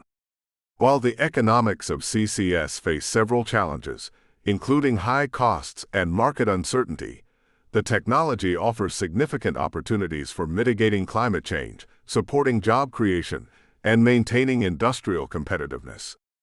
As costs decline and policies evolve, CCS could become a cornerstone of global decarbonization strategies, contributing to a sustainable, low-carbon future. In the next chapter, we will explore the economics of sustainable finance and its role in supporting the transition to a low-carbon economy. Chapter 20: The Economics of Sustainable Finance. Introduction. As the global economy shifts toward sustainability, sustainable finance has emerged as a key driver in supporting the transition to a low-carbon, inclusive future. Sustainable finance refers to the financial activities and investments aimed at generating positive environmental, social, and governance (ESG) outcomes. This includes financing renewable energy projects, supporting green infrastructure, and fostering the development of companies that operate with sustainability in mind. In the context of renewable energy and climate change, sustainable finance plays a crucial role in ensuring that the necessary capital is available for investments in green technologies, energy efficiency, and other initiatives that contribute to the decarbonization of the global economy. This chapter examines the role of sustainable finance in accelerating the transition to a green economy, the financial mechanisms available, and the challenges and opportunities that lie ahead. Understanding sustainable finance. Sustainable finance encompasses a broad range of financial activities, but it is most commonly divided into three main categories. Green finance. Investments that specifically focus on environmental sustainability, including renewable energy, energy efficiency, and environmental protection projects. Social finance. Investments that focus on addressing social issues such as poverty, inequality, and access to healthcare or education. Impact investing. Investments made with the intention of generating measurable social and environmental impacts alongside financial returns. For this chapter, we will primarily focus on green finance, which is particularly relevant to renewable energy and the decarbonization of various sectors. However, it is important to note that sustainable finance also takes a holistic approach, considering environmental, social, and governance factors in all investment decisions. The role of sustainable finance in renewable energy. Financing renewable energy projects. One of the central goals of sustainable finance is to direct capital toward renewable energy projects that can help reduce global carbon emissions. This involves financing solar, wind, geothermal, hydropower, and other renewable energy projects, as well as supporting the infrastructure that enables their deployment. Some of the key financial mechanisms used to fund renewable energy projects include green bonds. These are debt instruments specifically earmarked for financing projects that have positive environmental benefits. Green bonds are used to raise funds for renewable energy infrastructure, energy efficiency projects, and sustainable agriculture. Over the past decade, green bonds have become a popular way for governments and corporations to attract capital for green projects. Private equity and venture capital. These sources of funding are crucial for the development of early-stage clean energy technologies, startups, and innovative renewable energy solutions. Private equity firms and venture capital investors take equity stakes in clean energy companies with the expectation of long-term returns. Public-private partnerships (PPPs). Governments and private investors collaborate to fund large-scale renewable energy projects. PPPs leverage the strengths of both sectors, with the public sector offering regulatory support and incentives, and the private sector providing capital and innovation. Green infrastructure funds. These funds focus on investing in infrastructure projects with positive environmental impacts, including renewable energy generation, energy storage, and grid modernization. Green infrastructure funds are an important tool for financing large-scale renewable energy projects, particularly those requiring significant capital investments. Funding the energy transition. Beyond individual renewable energy projects, sustainable finance is essential for funding the energy transition at a broader level. This includes energy storage. As renewable energy sources like wind and solar are intermittent, large-scale energy storage solutions are needed to balance supply and demand. Sustainable finance can help fund the development and deployment of batteries, pumped hydro storage, and other innovative storage technologies. Grid modernization. In order to accommodate large amounts of renewable energy, the global energy grid must be modernized. This involves upgrading transmission and distribution networks, integrating smart grid technologies, and enhancing grid resilience. Sustainable finance is a critical tool for financing these upgrades. Decarbonizing heavy industry. Many industrial sectors, such as steel, cement, and chemicals, are difficult to decarbonize through renewable energy alone. Sustainable finance can provide the necessary capital for innovations such as carbon capture and storage, CCS, hydrogen production, and energy efficiency technologies. Supporting energy access in developing countries. Sustainable finance can also play a significant role in providing clean energy access to developing countries. In many parts of the world, particularly in sub-Saharan Africa and South Asia, access to reliable energy is limited. By investing in decentralized renewable energy solutions, such as solar home systems and microgrids, sustainable finance can help provide affordable and sustainable energy to underserved populations. In these regions, access to finance is often a major barrier to the deployment of renewable energy. Sustainable finance mechanisms can bridge the financing gap, providing capital for projects that bring clean energy to rural and remote communities. Green bonds and sustainable investment vehicles. The rise of green bonds. One of the most widely recognized instruments in sustainable finance is the green bond. Green bonds are issued by governments, municipalities, corporations, and financial institutions to fund projects with specific environmental benefits. Since their introduction in 2007 by the World Bank, green bonds have seen exponential growth in the global market. Green bonds offer several advantages for both issuers and investors. For issuers, green bonds provide access to capital from institutional investors who are focused on environmental sustainability. Issuers can also benefit from a green premium, which means that green bonds may have lower interest rates compared to traditional bonds due to high demand for sustainable investments. For investors, green bonds allow institutional investors to diversify their portfolios with environmentally sustainable projects while meeting their financial return targets. They also enable investors to align their portfolios with ESG goals, which are becoming increasingly important for many asset managers and pension funds. The green bond market has grown rapidly, with issuance surpassing $500 billion in 2020, and projections suggest that the market could exceed $1 trillion annually by 2025. Sustainable investment funds. Another important tool for financing renewable energy and sustainability projects is sustainable investment funds. These funds pool capital from investors and allocate it toward companies and projects that meet specific ESG criteria. Sustainable investment funds include ESG equity funds. These funds invest in companies that prioritize environmental sustainability, social responsibility, and strong governance practices. Impact funds. Impact investing goes a step further by targeting projects and companies that are specifically focused on creating positive environmental or social impacts, such as clean energy infrastructure or sustainable agriculture. These funds provide an important vehicle for individual and institutional investors to align their financial goals with their values and contribute to a more sustainable world. The economics of sustainable finance. Risk and return in sustainable investments.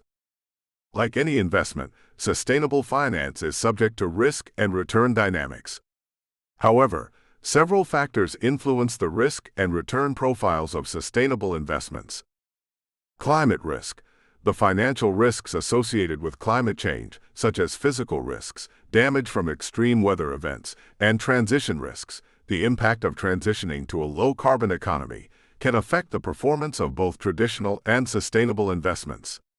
As investors increasingly recognize these risks, the demand for low-carbon, climate-resilient assets is expected to rise.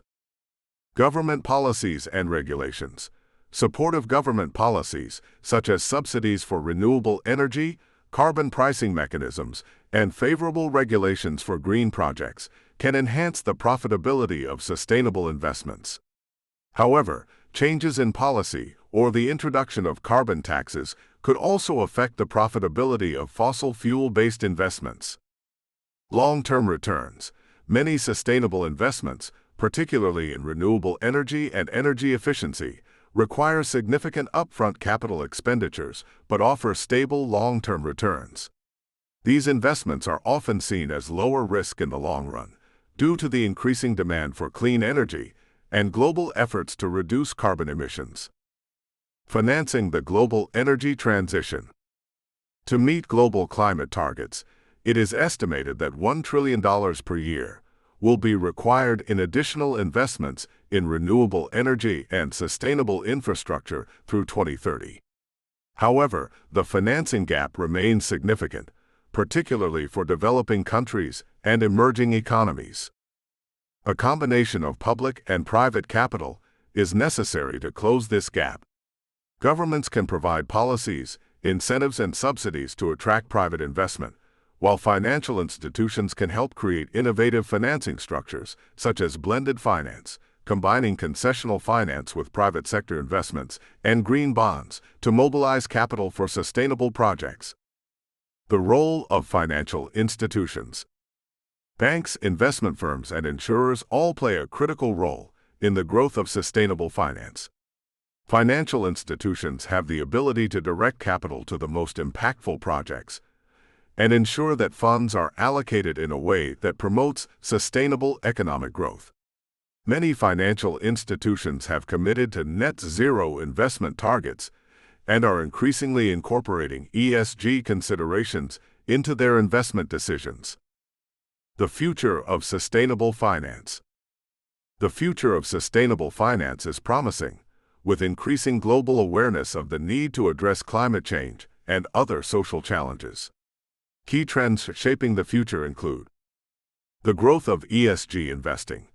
As more investors recognize the financial materiality of ESG factors, demand for sustainable investment options will continue to grow. Technological innovations. Innovations in blockchain, fintech, and green fintech platforms will help scale sustainable finance by improving transparency, reducing transaction costs, and increasing access to capital. Global standardization. Efforts to create consistent standards and definitions for sustainable finance, e.g., the EU Green Deal and Green Taxonomy, will help provide clarity for investors and ensure that investments are truly aligned with sustainability goals. As the global economy moves toward net zero emissions and greater social equity, sustainable finance will be at the heart of this transition, driving investments that help create a resilient, sustainable, and equitable future. Conclusion. Sustainable finance is a critical enabler of the global transition to a low-carbon economy. By directing capital to renewable energy projects, green infrastructure, and climate-resilient technologies, sustainable finance helps ensure that the necessary investments are made to address climate change and promote social well-being. Despite challenges such as risk assessment, policy uncertainty, and the need for innovative financing models, the growth of sustainable finance offers enormous opportunities to drive positive environmental and social impacts. Epilogue: Renewable Energy Economics, a Path Toward a Sustainable Future. The transition to a renewable energy-driven economy is not just a technological challenge, but a comprehensive economic transformation. This book has delved into the multifaceted economic dimensions of renewable energy, highlighting its potential to reshape industries, markets, and even global economies. The drive toward decarbonization through renewable energy solutions is undeniably crucial for mitigating climate change, enhancing energy security, and fostering long-term economic growth. However, it is clear that this transition is complex and requires overcoming substantial economic, technical, and policy challenges. The economic imperative of renewable energy. The need for renewable energy has never been more urgent, given the growing environmental risks associated with fossil fuel dependency and the accelerating impacts of climate change. Renewable energy technologies such as solar, wind, hydropower, and geothermal are becoming increasingly cost-competitive, and their potential to reduce greenhouse gas emissions is unmatched. Beyond environmental benefits, the adoption of renewables holds significant economic promise through the creation of new industries, innovation in energy technologies, and job creation. However, renewable energy systems are not a one-size-fits-all solution. Their deployment must be carefully tailored to local resources, economic contexts, and technological capabilities. For example, regions rich in sunlight or wind may prioritize solar or wind power, while others may focus on hydropower or geothermal energy. In this context, the economics of renewable energy is closely linked to both technological advances and market dynamics. Policy and market interventions. Governments play a central role in the transition to renewable energy. Policy mechanisms such as subsidies, tax incentives, and carbon pricing are essential in guiding market behavior and stimulating investment in clean energy technologies. Green financing tools, such as green bonds and impact investing, are critical to providing the capital needed for renewable energy projects. At the same time, the private sector's involvement is indispensable for scaling up renewable energy solutions. Financial institutions, from banks to venture capital firms, have a growing responsibility to fund renewable energy projects, especially in the form of long-term investments in infrastructure, research, and development. Public-private partnerships will be key to overcoming financial barriers, particularly in developing economies where the need for energy access is pressing. Technological innovation and cost reduction. Technological innovation is at the heart of reducing the costs of renewable energy. The continued decline in the cost of solar and wind power is a testament to how technological improvements can drive economic change. As these technologies become more efficient, the cost of electricity generation continues to fall, making renewables increasingly accessible to both developed and developing countries. Energy storage technologies, smart grids, and advanced manufacturing techniques for renewable energy systems will further reduce costs and increase efficiency, enabling a more resilient energy system. The future of renewable energy is intrinsically linked to ongoing innovation. Investing in research and development for emerging technologies such as green hydrogen, advanced nuclear energy, and carbon capture and storage, CCS, will likely define the trajectory of renewable energy economics in the coming decades. These innovations will not only improve energy efficiency, but also unlock new markets and industries. Sustainable finance, unlocking capital for the transition. The economic success of the renewable energy transition is closely tied to the availability of sustainable finance. Green finance, including green bonds and ESG investments, will play a critical role in financing the large-scale deployment of renewable energy projects. Sustainable finance provides the necessary capital to fund innovations in infrastructure projects, while aligning financial returns with environmental and social objectives. As investors become more conscious of climate risks, there is a growing demand for sustainable investment vehicles. Financial institutions must continue to adapt and integrate ESG factors into their investment strategies, helping to direct capital toward the most impactful and sustainable projects. The alignment of financial markets with sustainability objectives will not only mitigate environmental risks, but also contribute to creating resilient and inclusive economies. Challenges and opportunities ahead. Despite the progress made, there are significant challenges on the road to a fully decarbonized economy. The transition will require overcoming financial, technological, and political hurdles, including the need to scale up renewable energy deployment, enhance grid infrastructure, and ensure a just transition for workers in fossil fuel-dependent industries.